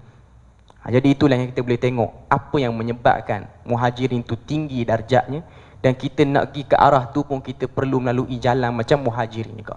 Wallahu a'lam. Saya serahkan pada moderator. Baik, terima kasih kita ucapkan kepada yang berbahagia Ustaz Qarni di atas penerangan yang telah pun diberikan, khususnya tuan-tuan dan puan-puan, iaitulah pada kehebatan Muhajirin yang telah pun dirakamkan oleh Allah Subhanahu Wa Taala pada surah At-Taubah ayat yang ke-100. Dan tuan-tuan jangan lupa, kita boleh termasuk dalam ayat tu, iaitulah walladzina tabauhum, iaitulah orang-orang yang mengikut mereka. Mudah-mudahan kita ambil kalau Ustaz Qarni tadi dia duk sebut apa, kataan apa, feel macam mana ni. Kita perlis ni kita panggil zuk tuan, zuk. Ni zuk ni. Nak merasakan benda ni nak kena ada rasa dulu, nak kena ada feel dulu. Bagaimana kita nak beriman, bagaimana kita nak berjuang. Bukan berjuang angkat pedang, tapi berjuang untuk kita nak melawan kejahilan dalam diri, untuk kita nak berjuang melawan perkara-perkara yang dilarang oleh Allah Subhanahu Wa Taala, dan kita berubah, tuan-tuan. Mudah-mudahan kita berjayalah menjadi orang yang mengikut Muhajirin dan juga para sahabat Ansar, dan kita berjaya untuk mendapatkan syurga Allah Subhanahu Wa Taala. Jazakumullah khair kita ucapkan kepada yang berbahagia Ustaz. Dan saya nak ajukan soalan saya yang kedua kepada yang berbahagia Ustaz Adnan, iaitulah kalau tadi kita cerita pasal Muhajirin, yang ni mungkin kita nak cerita sikit pasal Ansar. Bila Nabi sampai ke kota Madinah, perkara awal semua orang tahu Nabi buat masjid. Kemudiannya muakhah, iaitulah mempersaudarakan antara Muhajirin dan Ansar. Muhajirin Ustaz dah cerita dah. Saya nak tanya Ustaz Adnan, Ansar ni apa yang depa ni dapat awal-awal sehingga depa boleh kongsi? Ada yang sanggup nak bagi isteri. Tadi Ustaz Qarni kata sanggup nak bagi harta. Saya kata isteri pun ada. Jadi apa kehebatan mereka ini? Sejauh manakah pengorbanan mereka ini? Kehebatan, faktor-faktornya Ustaz. Boleh Ustaz kongsikan kepada kami kehebatan sahabat-sahabat Ansar pula. Dipersilakan Ustaz. Bismillahirrahmanirrahim. Alhamdulillahirabbil alamin wassalatu wassalamu ala Rasulillah wa ala alihi wa sahbihi ajma'in, amma ba'du. Ansar ini di antara perkara yang Allah Subhanahu wa taala sebut dalam Al-Quran Al-Karim, yaitu dalam surah Al-Hashr. Yang pertama sekali, mereka ini ada perkataan mahabbah. Yuhibbuna man hajara ilaihim. Mereka kasih kepada orang yang berhijrah kepada mereka. Bukan mereka menerima itu dengan keterpaksaan. Bukan mereka menerima itu kerana Nabi Muhammad SAW paksa mereka. Bukan kerana mereka menerima Muhajirin itu kerana perjanjian dengan Nabi, tidak. Allah merekodkan dalam Al-Quran, yuhibbuna man hajara ilaihim. Mereka kasih kepada orang yang berhijrah kepada mereka. Ini Muhajirin. Perasaan kasih itu. Dan perasaan kasih ini datang daripada mana? Itu yang kita nak cari itu. Kasih kepada Allah, kasih kepada Rasulullah. Salasun man kunna fihi wajada halawatal iman. 3 perkara kata Nabi, sesiapa yang dalam dirinya ada 3 perkara ini, maka dia telah menemui kemanisan iman. Sekarang kita ada iman. Dan kita perlu bertanya, apakah kita ada kemanisan iman? Yang pertama sekali, ayakun Allah wa Rasul ahabbu ilaihi mimma siwahuma. Kemanisan iman, seseorang itu dia merasainya apabila dalam dirinya Allah dan Rasul lebih dia kasih daripada yang lain, daripada Allah dan Rasul. Jadi kita faham bahawasanya perasaan kasih ini rupa-rupanya dia adalah terjemahan kepada iman. Itu yang pertama. Kemudian ayuhibbal mar'a la yuhibbu illa lillah. Apabila dia kasih, kasih lagi. Tadi kasih kepada Allah dan Rasul. Yang kedua, tanda yang kedua masih kasih, iaitu kasih sesama manusia. Dan kasih itu, kasih yang datang dari iman itu, kasih yang terbina di atas Allah Ta'ala. Apabila dia kasih kepada seseorang, kata Allah, kata Nabi, dia tidak kasih melainkan kerana Allah. Dan inilah kasih yang ada dalam hati Ansar. Maka kasih kepada Muhajirin kerana Allah Subhanahu wa taala. Karena itu Allah Taala lanjutkan, wala yajiduna fi anfi sudurim hajatan mimma utu.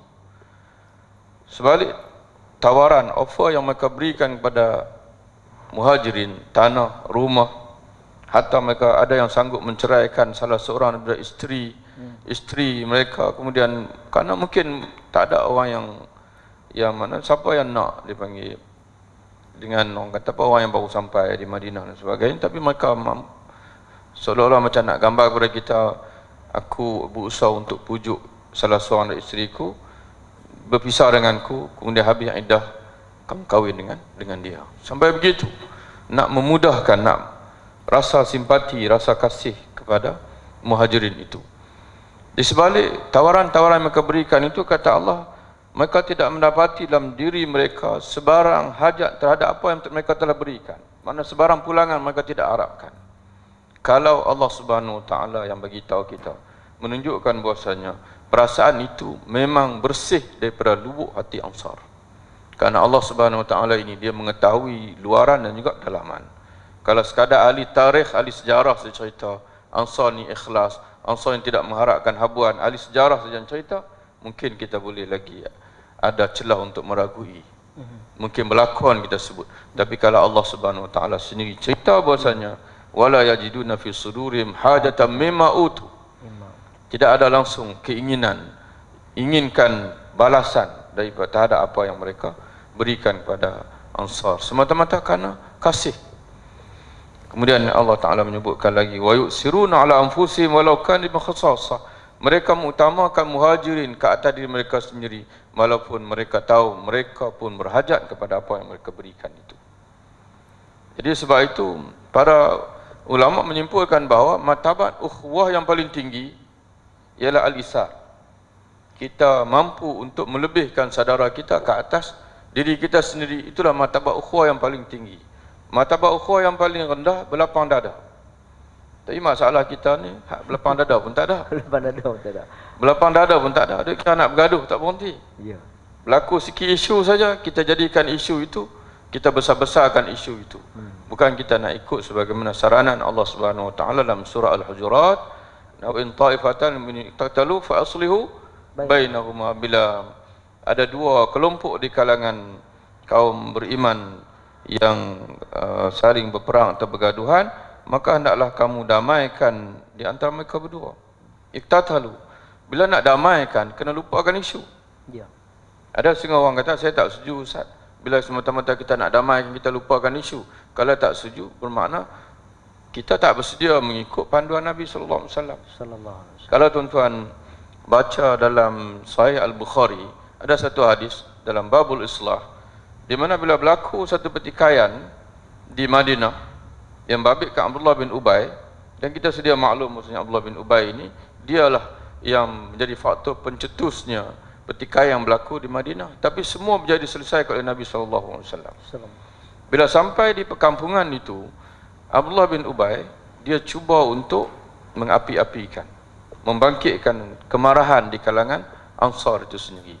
Sampai sana Nabi kata, dia kata kepada Nabi, "Ya Muhammad, kamu duduk jauh sikit, bau kaldai kamu busuk. Bau kaldai kamu busuk." Lalu seorang Ansar atas dipanggil kasih kepada Nabi, maka dia pun bangkitlah, tercetus kemarahan dalam hati dia. Dia kata, "Bau kaldai Nabi itu lagi wangi daripada bau kamu sendiri." Sehingga kan berlaku pergaduhan di antara dia berpihak kepada Nabi dan juga seorang lagi yang pihak kepada Abdullah bin Ubay. Bertumbuk, baling kasut dan sebagainya. Tapi Nabi SAW mengambil sikap tidak berpihak pada mana-mana, karena kedatangan Nabi itu untuk mendamaikan. Jadi bila kita nak damaikan, kena lupa seketika isu itu. Sekarang ni kita berbaik, berbincang semula. Tapi kita tuan-tuan sekalian menjadikan, walaupun kita selalu sebut ini adalah falsafah barat, ini slogan barat, al-ghayatu tubarrul wasilah, matlamat tidak la tubarrul wasilah. Orang barat kata matlamat menghalalkan cara. Kita mengaku kita orang Islam, matlamat tidak boleh menghalalkan cara. Tapi kita sendiri dalam pelakon-pelakon kita, atas dasar kadang-kadang kita memperjuangkan sesuatu, kita telah menjadikan itu sebagai satu faktor yang menghalalkan untuk kita berbeza. Bukan sekadar berbeza dia tak jadi masalah. Tanazu' dia panggil, bergaduh, bertikai sama-sama sendiri, mengeluarkan ucapan-ucapan yang tak sepatutnya kita keluarkan sesama kita dan sebagainya. Itu yang pertama, mahabbah dan sekalian. Jadi kita pegang perkataan ini, kasih sayang itu yang kita nak kena cetuskan semula di antara sesama kita itu. Dan kasih sayang itu bukan kerana faktor dia dalam kelompok kita, bukan kerana faktor dia sama pandangan kita, bukan tuan-tuan sekalian. Cukup dengan dia mengucap kalimah syahadah, dia beriman sebagaimana kita beriman, dia semayang sebenarnya kita semayang, kita jadikan itu sebagai asas mahabbah. Yang lain itu kita bincanglah, kita bincang sama-sama, kita bincang dalam keadaan mahabbah. Tuan-tuan sekalian, ada satu hadis, cuma anda tak ingat riwayat siapa, tapi anda yakin pernah terbaca ulasan daripada muhaddis, kata hadis ini hadis yang sanadnya baik, boleh kita jadikan sebagai pegangan kita.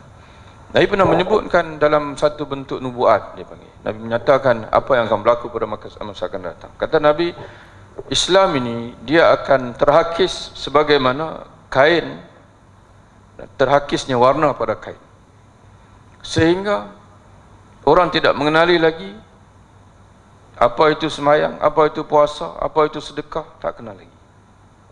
Zaman bila itu wallahu a'lam. Tapi Nabi sebut begitu.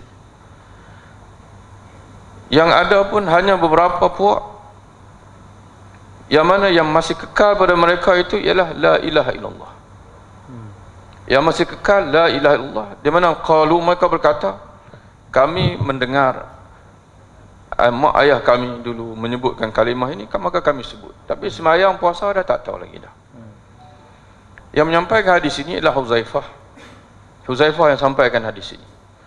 Tabi'in yang mendengar daripada Huzaifah, dia tanya Huzaifah radhiyallahu anhu,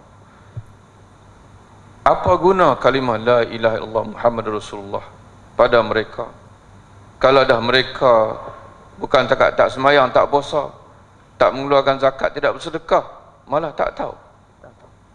Apa guna? Kali pertama dia tanya, Huzaifah tak jawab.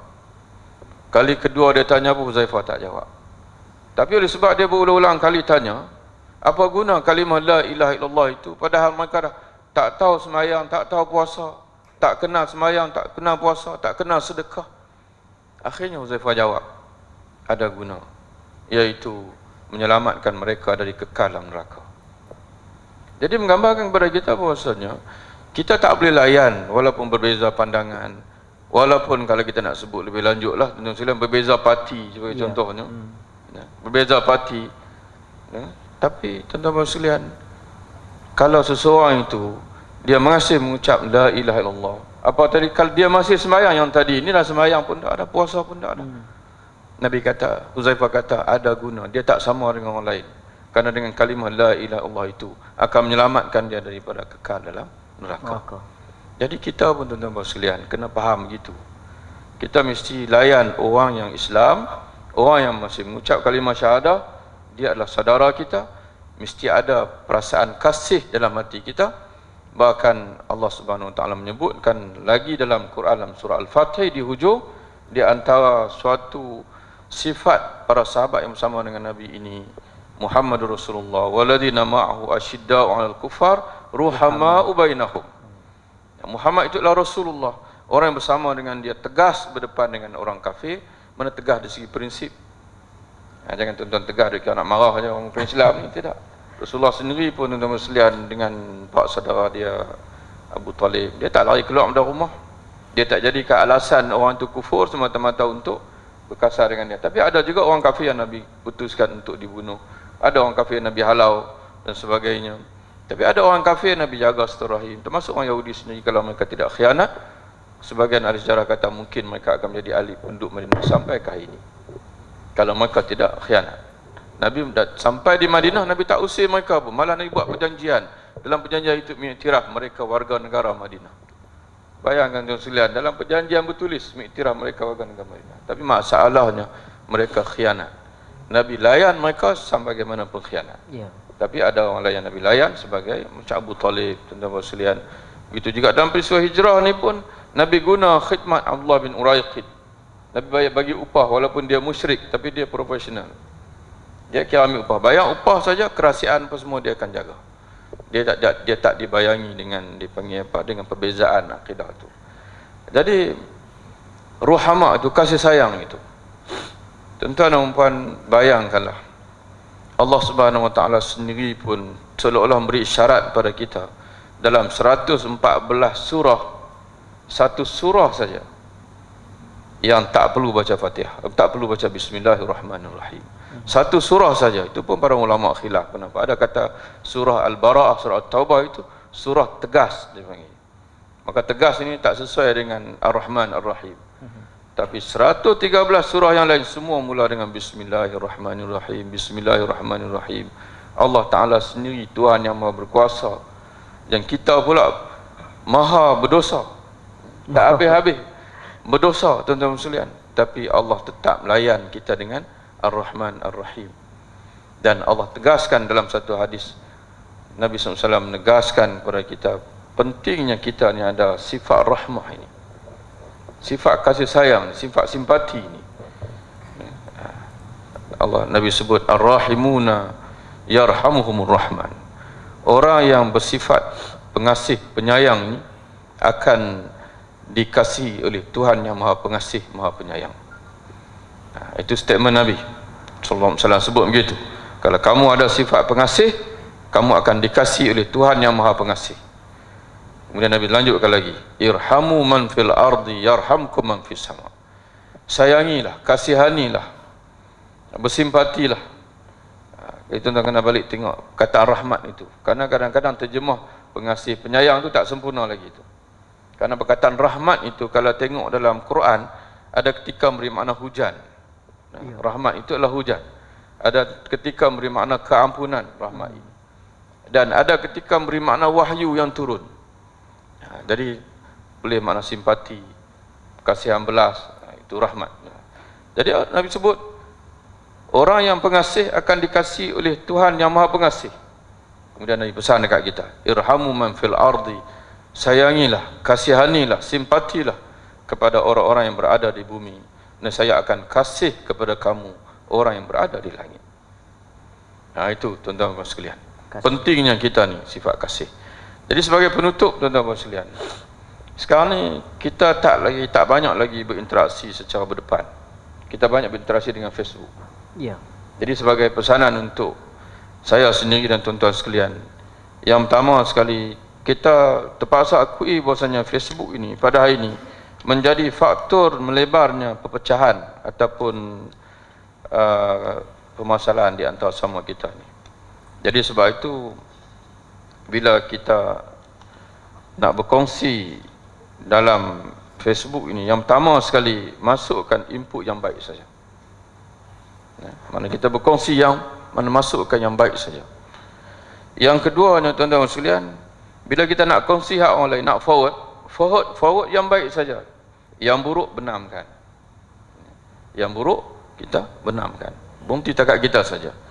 Yang ketiganya, kalau nak komen dengan bahasa yang baik-baik. Laisal mu'min bil la'an wala bit ta'an. Kita tak faham tuan sekalian. Kebenaran itu dia hanya kekal benar kalau menggunakan bahasa yang benar. Tapi kalau kebenaran itu menggunakan bahasa-bahasa yang kotor, maka dia akan menjadi kotor. Jadi sebab itu seorang mukmin, Nabi sendiri sebut dalam hadis, laisal mu'min bit ta'an wala bil la'an. Seorang beriman itu bukan dia bersifat sebagai seorang yang suka mencela dan suka melaknat orang lain, tidak. Dia marah lain, tuan-tuan sekalian, tegas lain, bahasa mesti menggunakan bahasa yang elok. Wa amma bi ni'mati rabbika fahaddis. Adapun nikmat Tuhanmu, fahaddis, maka hendaklah kamu sembang-sembangkan. Jadi sebab itu tuan-tuan dan rahmatullah Allah Subhanahu wa taala sekalian, mudah-mudahan dengan kita menghayati sifat mahabbah dan kasih sayang Ansar dengan Muhajirin ini akan dapat menyelesaikan sedikit, akan meredakan sedikit pertembungan yang berlaku sesama kita pada hari ini. Wallahu a'lam bissawab.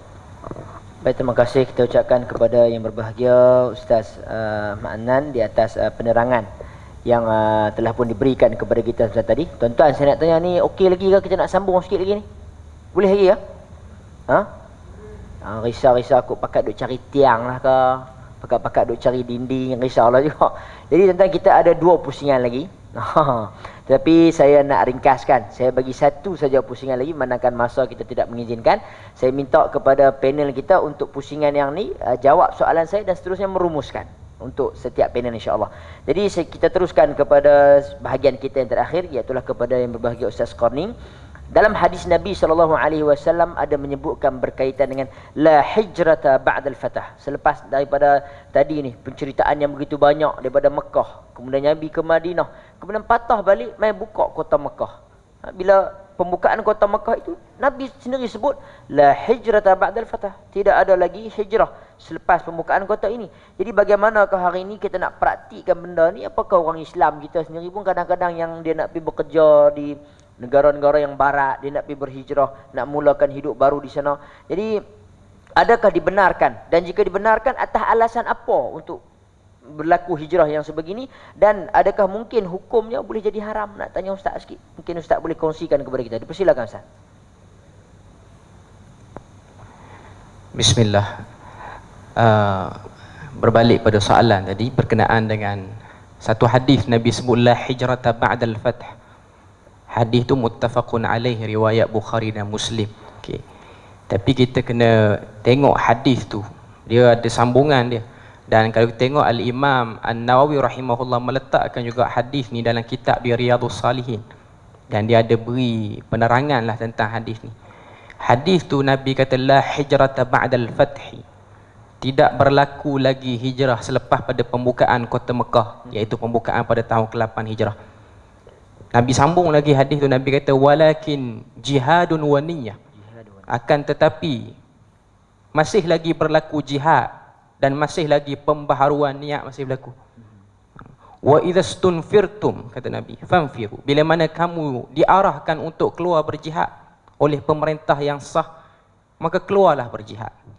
Hadis ni kau tengok Al-Imam An-Nawawi dan juga orang yang para ulama yang mensyarahkan kitab Riyadhus Salihin, dia beri penerangan yang agak panjang. Dalam hadis juga dibahaskan tentang perpindahan yang dilakukan oleh orang Islam dalam kehidupan dia, atas sebab kerja, pergi berpindah ke negeri yang bukan Islam. Okay. Adakah benda tu boleh berlaku? Okay. Pertama sekali, Nabi kata la hijrata ba'dal fathi, tidak berlaku lagi hijrah selepas daripada pembukaan kota Mekah ini. Maknanya sebabnya negeri Mekah itu telah berubah menjadi Darul Islam. Itu yang disebutkan oleh Al-Imam An-Nawawi. Maknanya tidak akan lagi berpindah orang Islam bila mana Mekah dah jadi Islam. Sebab hajat ataupun tujuan Nabi dihantar ke dunia ni ialah untuk islah Mekah tu. Sebab Mekah tu menyaksikan pengorbanan Nabi-Nabi yang terdahulu, antaranya Nabi Ibrahim. Dan itu juga merealisasikan doa Nabi Ibrahim. Nabi Ibrahim berdoa, wa idh qala Ibrahim rabbi ja'al hadha baladan amina warzuqa ahlahu minas samarati man amana billahi wal yaumil akhir. Maknanya itu daripada asalnya doa para nabi. Okay.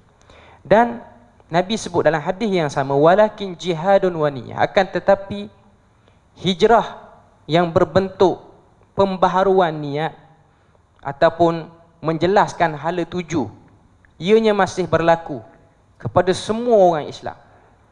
Sebab memang hakikatnya kita ni diarahkan, Nabi pun sebut dalam hadis tentang tajdidul iman, memperbaharui iman, memperbaiki ataupun menetapkan tujuan yang lebih jelas kepada iman.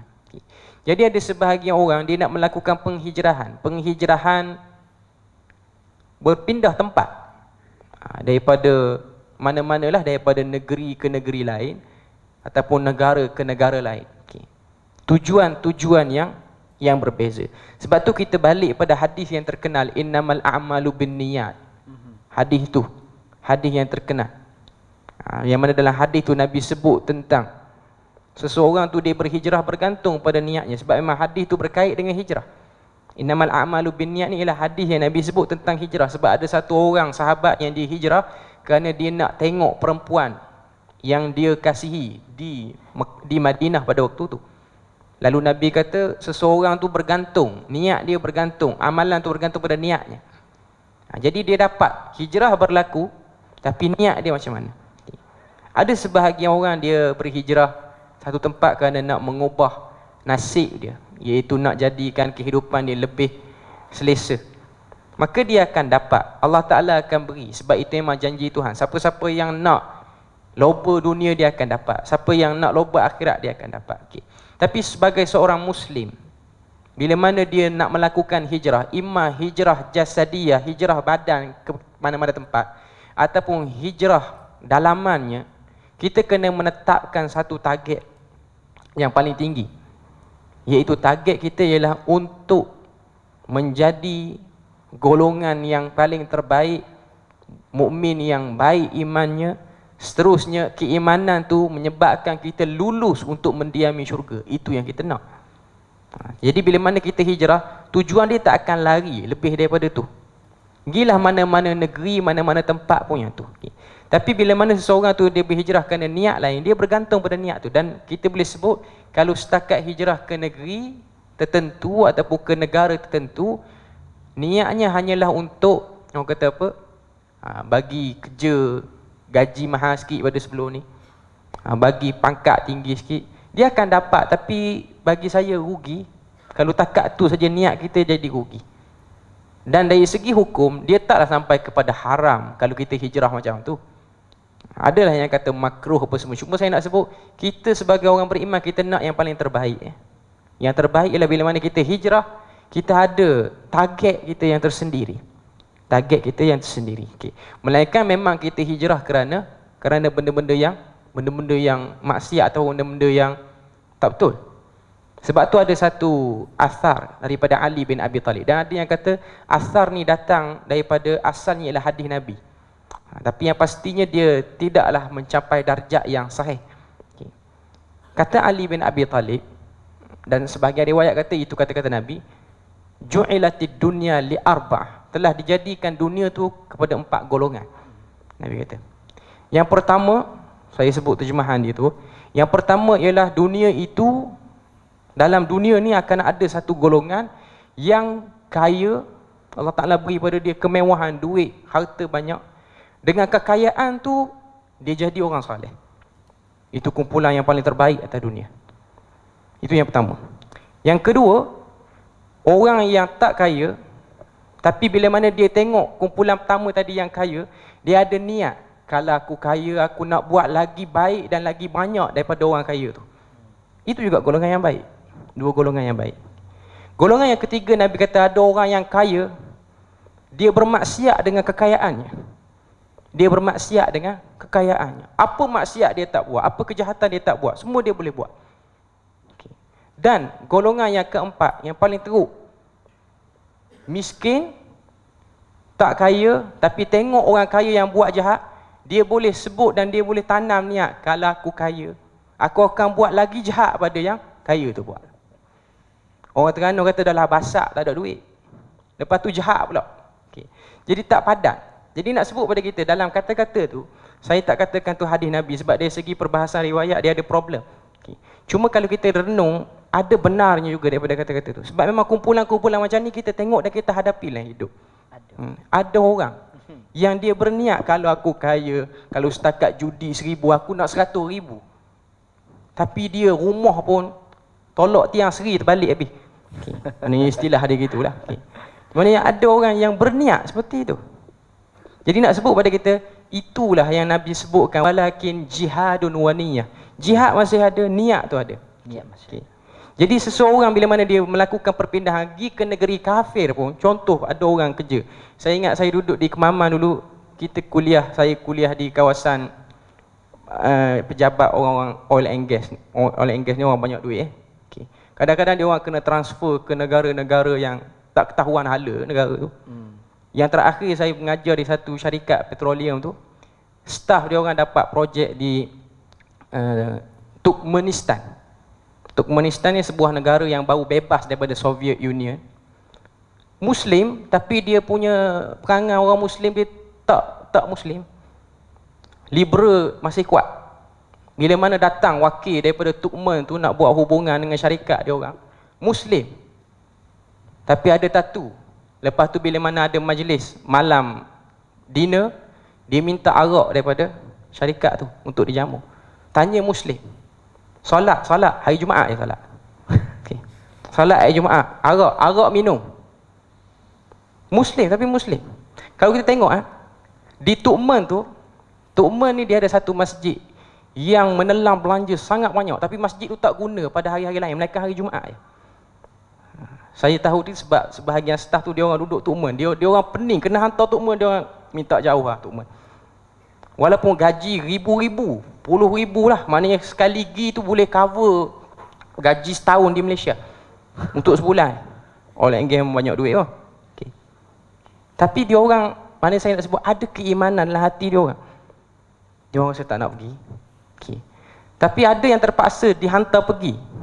Dia orang fikir macam mana kita nak create suasana yang macam tempat kita di sana. Dia orang minta kepada syarikat sana untuk buat satu masjid surau yang diuruskan oleh orang Islam Malaysia sahaja. Dia orang hidupkan dengan tazkirah, tapi staff Tok Men tu tengok pelik, apa orang Melayu tazkirah tiap-tiap hari. Satu benda yang agak sukar. Tapi bila mana dia tengok sedikit sebanyak beri kesan kepada orang sana. Walaupun kita hijrah ke negara yang kurang dia punya pengamalan, tapi kita berjaya menjadi sebab berlakunya titik perubahan. Sebab negara Tok Men ni dia larang orang pakai kepiah songkok ni, dia tak bagi kalau kerja. Tak bagi. Dan kalau nak solat Jumaat pun, kalau kita kena bertugas hari Jumaat, kita kena ada pas untuk pelepasan solat Jumaat tu. Sangat ketat lah negara dia, memang tidak berminat sangat dengan orang beragama, tak berminat sangat. Jadi menyebabkan generasi sana generasi yang Islam pada namanya sahaja. Okay. Cuma saya nak sebut, dia orang duk tanya, kalau saya terima jawatan tu, kerja tu, haram tak gaji saya? Sebab saya hijrah negara Islam, tapi Islam pada namanya lah. Okay. Kita kata tak haram sekiranya kita tak ikut dia orang. Itu tanggungjawab kita, sebab kita sign kontrak nak kerja situ pun kita akur dengan apa yang akan syarikat letak. Tapi kita tak gadaikan keimanan kita. Yang jadi masalahnya bila mana dia orang buat program minum arak, kita pun minum arak juga lah sekali. Tu yang jadi problem dia. Okay. Jadi kalau hijrah kita takat tu, teruklah hijrah kita. Kita berpindah saja. Okay. Jadi maksud daripada hijrah tidak ada, macam kita sebut tadi lah, sebab Mekah dah jadi negeri Islam. Tapi tajdidun niyah, tajdidul iman sentiasa berlaku dalam hidup kita.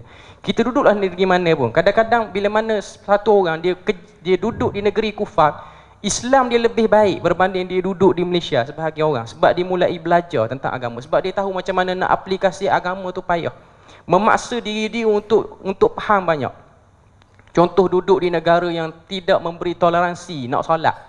Duk fikir macam mana kita nak solat. Dulu masa duduk di Malaysia, sebab tak ada orang halang nak solat, jadi kita belajar buat solat pun main-main je. Okay. Tapi bila mana dah kena hantar luar negara ni, jadi fikir, oh solat ni macam ni, rupanya ada rukhsah ni. Dia jadi alim, siapa boleh jadi ustaz kerana perpindahan negara. Boleh jadi. Okay. Itu hijrah yang baik. Okay. Jadi dia tak masuklah dalam hijrah yang haram. Melainkan kita pergi sana, kita ikut budaya dia orang. Itu yang jadi masalah. Itu hijrah yang tidak ada manfaat. Okay. Jadi nak sebut pada kita, itulah makna la hijrata ba'dal fatah. Seterusnya saya buat rumusan tu lah. Ya, silakan. Rumusan saya pada forum ni ialah kita berbalik pada firman Allah Azza wa Jalla dalam surah An-Nisa. Allah Taala sebut, "Wa man yuhajir fi sabilillah yajid fil ardi muraghaman katsiran was'a." Sesiapa yang keluar berhijrah di jalan Allah, dia akan dapati atas muka bumi ni banyak tempat-tempat yang luas dengan rahmat Tuhan. Sangat banyak. Kebaikan, limpahan rahmat sangat banyak. Ayat ni walaupun dia berkait dengan orang keluar nak pergi haji sebenarnya, tapi ayat tu umum tunjuk pada kita bahawasanya sesiapa yang nak berhijrah, Allah Ta'ala ingin memberikan kebaikan padanya.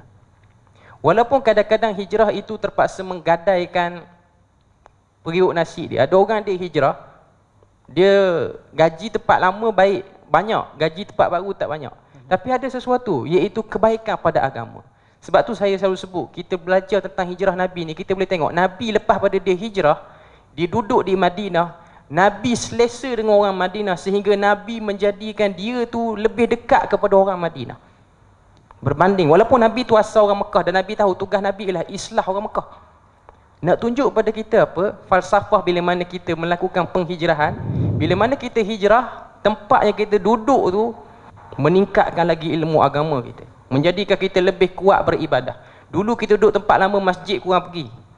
Duduk tempat baru, rapat dengan masjid. Bukan setakat rapat dengan masjid, kitab-kitab yang dulu tak kenal, dah hari ni kenal. Ayat Quran yang dulu tak pernah baca, tak pernah perasan pun ni ayat Quran rupanya.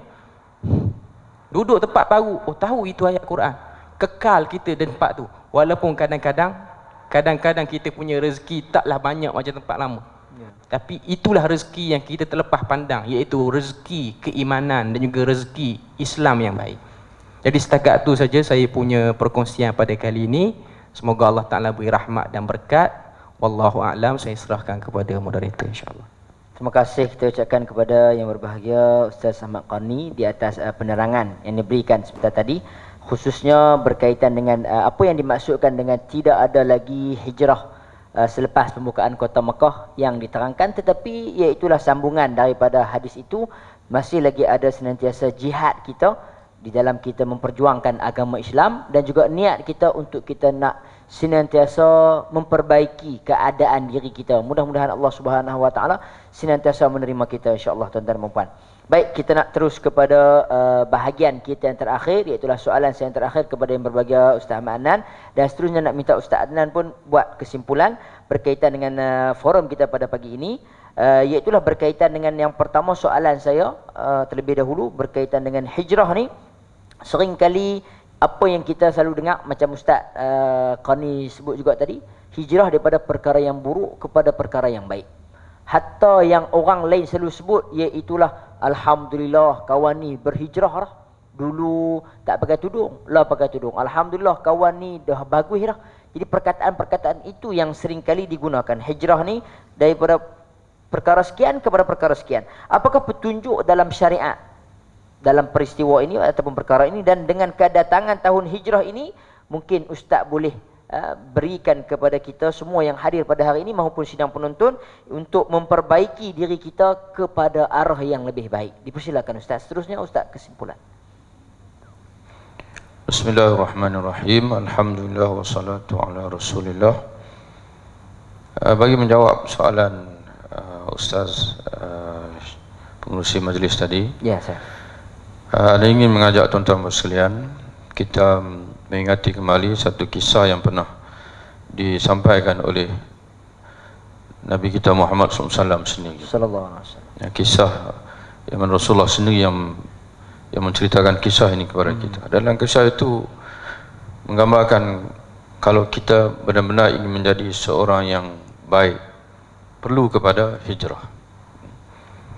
Kisah berkenaan dengan kata Nabi, kana fi man kana qablakum.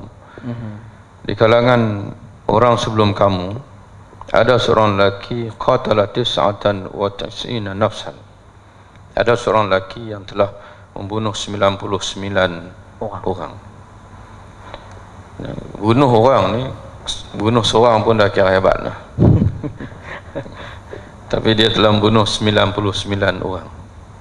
99 jiwa dia bunuh. Fasala an a'lami ahli al-ardi fadalla ala rahim. Lalu Allah SWT mencampakkan dalam hatinya keinginan untuk bertaubat. Maka dia bertanya di atas muka dia bertanya kepada orang ramai, siapa orang yang paling alim sekali yang ada di kawasan ini? Dia ingin belajar bagaimana untuk bertaubat. Fadulla ala rahibin. Buat pertamanya dia ditunjuki kepada seorang rahib, ahli ibadat. Mana rahib ini ahli ibadat tapi tidak alim. Dan kadang-kadang inilah yang banyak berlaku dalam masyarakat kita ini, orang yang disangka alim tapi sebenarnya tidak alim, yang banyak melontarkan idea-idea ataupun fatwa-fatwa dalam agama yang lebih mengelirukan masyarakat. Itu berlaku pada dia sendiri. Fadulla ala rahib, dia ditunjuk pada seorang rahib. Fa'atau faqala fa innahu qatala 99 nafsan falahu min taubatin faqala la faqatalahu. Rahib ni kata, kamu dah bunuh 99 orang, Allah tak akan terima taubat orang macam kamu. Dia jawab ikut perasaan. Faqatalahu, maka dia membunuh rahib itu cukup 100. Sebab itu Nabi sendiri pernah sebut dalam satu hadis, fa inna shifa'il 'ain as-su'al. Dan ubat bagi orang yang keliru adalah bertanya. Jangan menjawab ataupun jangan memandai-mandai, terutama segala masalah agama ini. Lalu dia tanya lagi tentang, dia cari lagi orang yang paling alim. Fadulla ala rajulin alimin. Lalu dia ditunjuki kepada seorang yang benar-benar alim. Faqala innahu qatala mi'atan nafsin. Dia pun cerita, saya dah bunuh 100 orang. termasuk yang terakhir seorang ahli ibadat. Fahal lahu min taubatin, adakah kalau saya bertaubat, adakah masih ada ruang taubat untuk saya? Faqala na'am. Alim ini menjawab, ya. Wa man yahulu bainahu wa bainat taubah, siapa yang nak menghalang di antara kamu dengan pintu taubat daripada Allah Subhanahu wa taala? Itu yang sebenarnya yang kita pun tahu dalam Quran pun, Allah At-Tawwab, Tuhan yang Maha Pengampun, yang menerima, sentiasa menerima taubat hamba-hambanya. Tapi yang kita nak kait dengan hijrahnya ini ialah nasihat alim ini kepada dia, kepada orang yang telah bergelumang dengan dosa ini. Apa nasihat dia? Kata dia, intaliq ila ardi kaza wa kaza. Bila kamu bertaubat, ataupun kalau kamu ingin benar-benar bertaubat, berpindahlah kamu ke negeri sekian-sekian. Fa inna biha unasan ya'buduna Allah fa'budillaha ma'ahum. Karena di negeri itu ada ramai orang-orang yang beribadat kepada Allah, kamu beribadat bersama dengan mereka. Kemudian kata alim lagi, wala tarja' ila ardik, jangan pulang ke negeri kamu ini. Fa innaha ardu su, kan negeri kamu ini adalah negeri jahat. Jadi menggambarkan kepada kita bahwasanya proses perubahan dalam hidup kita ini, kita mesti bersama dengan orang-orang yang baik-baik. Sekali kita akan jawab satu persoalan, di mana orang baik-baik ini. Dan begitulah juga kita nak mengubah anak-anak kita, kita mesti pastikan dia mengubah teman dia, mengubah kawan dia, mengubah tempat yang dia selalu bertandang. Ini satu cabaran untuk kita lah, macam mana kita nak menghasilkan perubahan tersebut. Jadi negeri kamu, kata alim ini, negeri orang jahat. Kalau kamu duduk di sini, saya kamu akan patah balik bersama dengan kawan-kawan kamu. Kamu tak akan dapat melakukan perubahan. Kamu kena pindah ke sana. Dan negeri yang di sana orang dipanggil orang beribadat di sana.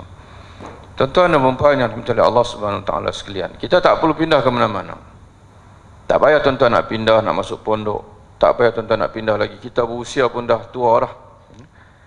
Kalau saya sendiri pun dah dekat 50, lebih kurang 2-3 tahun lagi 50. Tuan-tuan dah dekat 60, yang ada dekat dengan 70.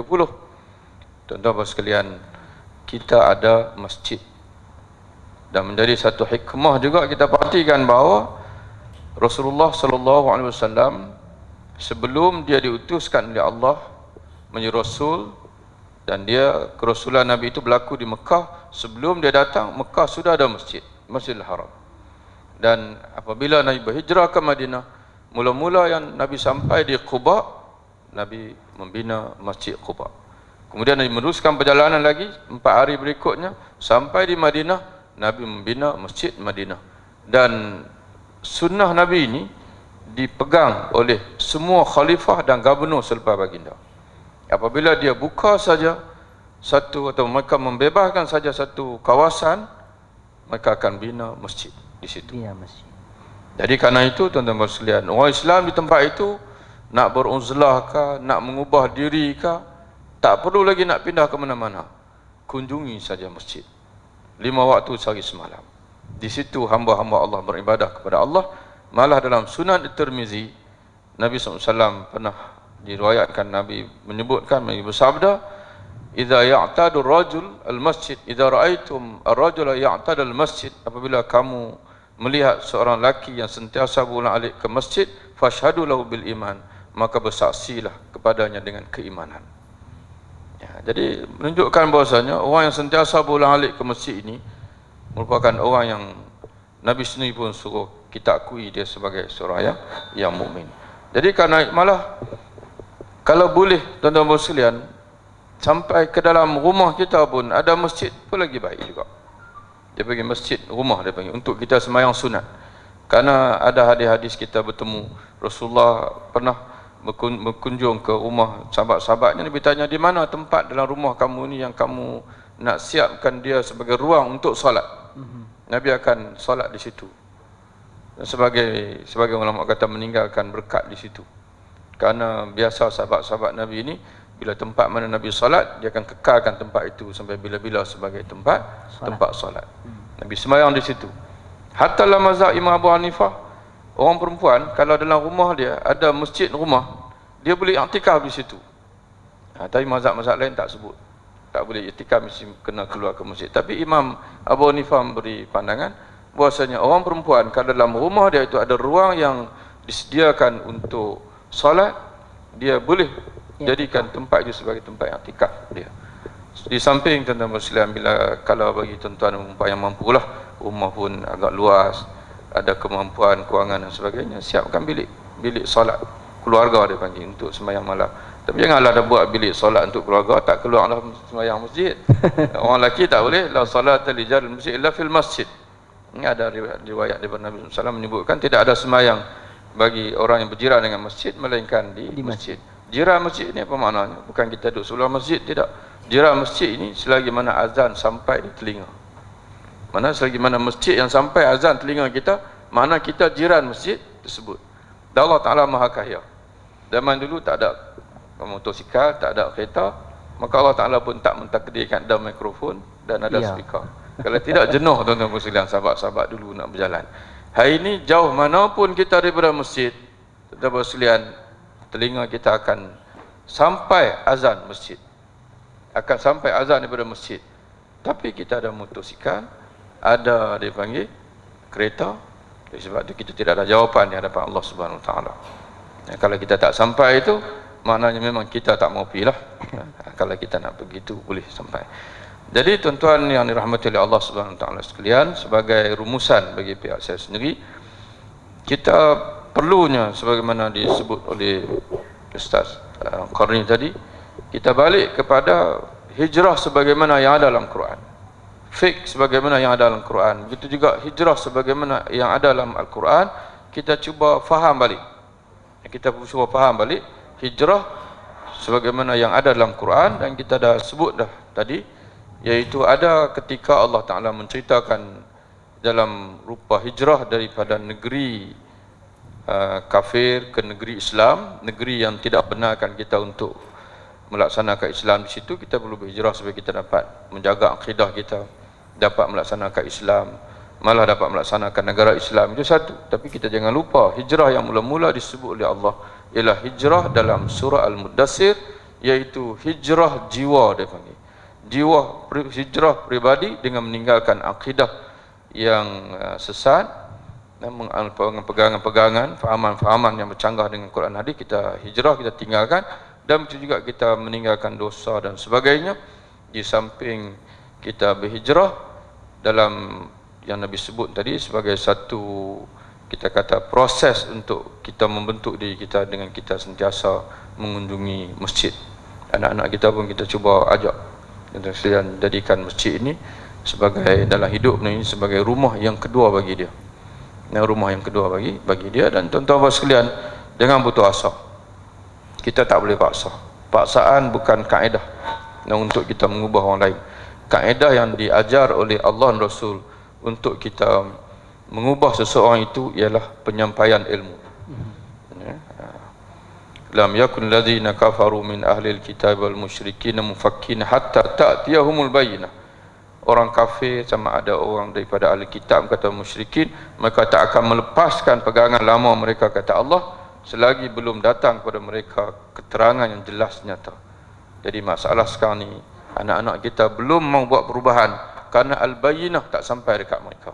Kutubun makna kita kurang cerita. Sebab itu bila tuan-tuan telefon anak-anak, sebelum tak telefon itu sebut sepatah. Kalau orang boleh dia panggil apa? Cek. Cek. Mak nak pesan ni, jangan tinggal sembahyang. Assalamualaikum warahmatullahi wabarakatuh. Duduk situ. Letak telefon. Telefon lagi. Pesan lagi, abang ada masa tu carilah majlis ilmu mengaji. Begitu saja tuan-tuan sekalian. Kita jangan paksa, jangan kita timbulkan masalah, jangan bertengkar. Dalam agama ni sebenarnya Nabi sendiri pun tak bagi kita bertengkar, walaupun kita berada di pihak yang benar. Sebaliknya ialah kita sebut, kita ajak, kita peringatkan. Insya-Allah tuan-tuan sekalian, ada tiba masa hidayah itu akan turun dalam hatinya dan proses perubahan itu akan berlaku dengan sendiri insya-Allah. Wallahu a'lam bissawab. Assalamualaikum warahmatullahi wabarakatuh. Waalaikumsalam warahmatullahi wabarakatuh. Jazakumullah khairan katsira. Terima kasih banyak-banyak kita ucapkan kepada panel kita dengan jawapan yang terakhir berkaitan dengan perubahan yang mungkin kita boleh lakukan, antaranya yang disebutkan pada awal-awal jawapan sebentar tadi, iaitulah berkaitan dengan perubahan kita ke tempat yang baru. Itu juga merupakan satu syarat untuk kita nak berubah, untuk kita nak menjadi individu yang lebih baik, tinggalkan tempat yang lama, tempat yang mungkin padanya ada keburukan, ataupun disebutkan dalam hadis itu ada orang jahil di situ, ada orang fasad rosaknya di situ, tapi pindah ke tempat yang lebih baik, di sana orang yang menunaikan solat dan sebagainya, kebaikan-kebaikan. Jadi tuan-tuan dan puan, mudah-mudahan kita juga merubahkan diri kita seperti mana yang disebutkan oleh Ustaz Ahmad Qarni sebentar tadi. Sebelum itu berkaitan dengan niat kita itu, kita boleh senantiasa memperbaharui supaya kita termasuk dalam kalangan orang yang cuba untuk mengislahkan diri, cuba untuk memperbaiki pada masa-masa akan datang kita. Mudah-mudahan kita semua dipelihara oleh Allah Subhanahu wa taala insya-Allah. Jadi tuan-tuan dan puan, dengan berakhirnya daripada yang berbahagia Ustaz Ahmad Adnan sebentar tadi, maka berakhirlah kita punya sesi forum pada pagi ini. Mudah-mudahan saya mengharapkan dan mendoakan agar kita semua senantiasa berada di dalam lembayung rahmat Allah Subhanahu wa taala, dan kita senantiasa dijaga oleh Allah Subhanahu wa taala walaupun dalam tempoh Covid ini, mudah-mudahan insya-Allah. Jadi tuan-tuan dan puan, akhir kata daripada saya, wabillahi taufiq wal hidayah. Assalamualaikum warahmatullahi wabarakatuh. Kita tangguhkan majlis kita dengan tasbih kifarah. Mudah-mudahan segala salah dan juga silap kita akan diampunkan oleh Allah Subhanahu wa taala. Subhanakallahumma wa bihamdika asyhadu an la ilaha illa anta astaghfiruka. Saya kembalikan balik majlis kepada yang berbahagia Ustaz Wafiq.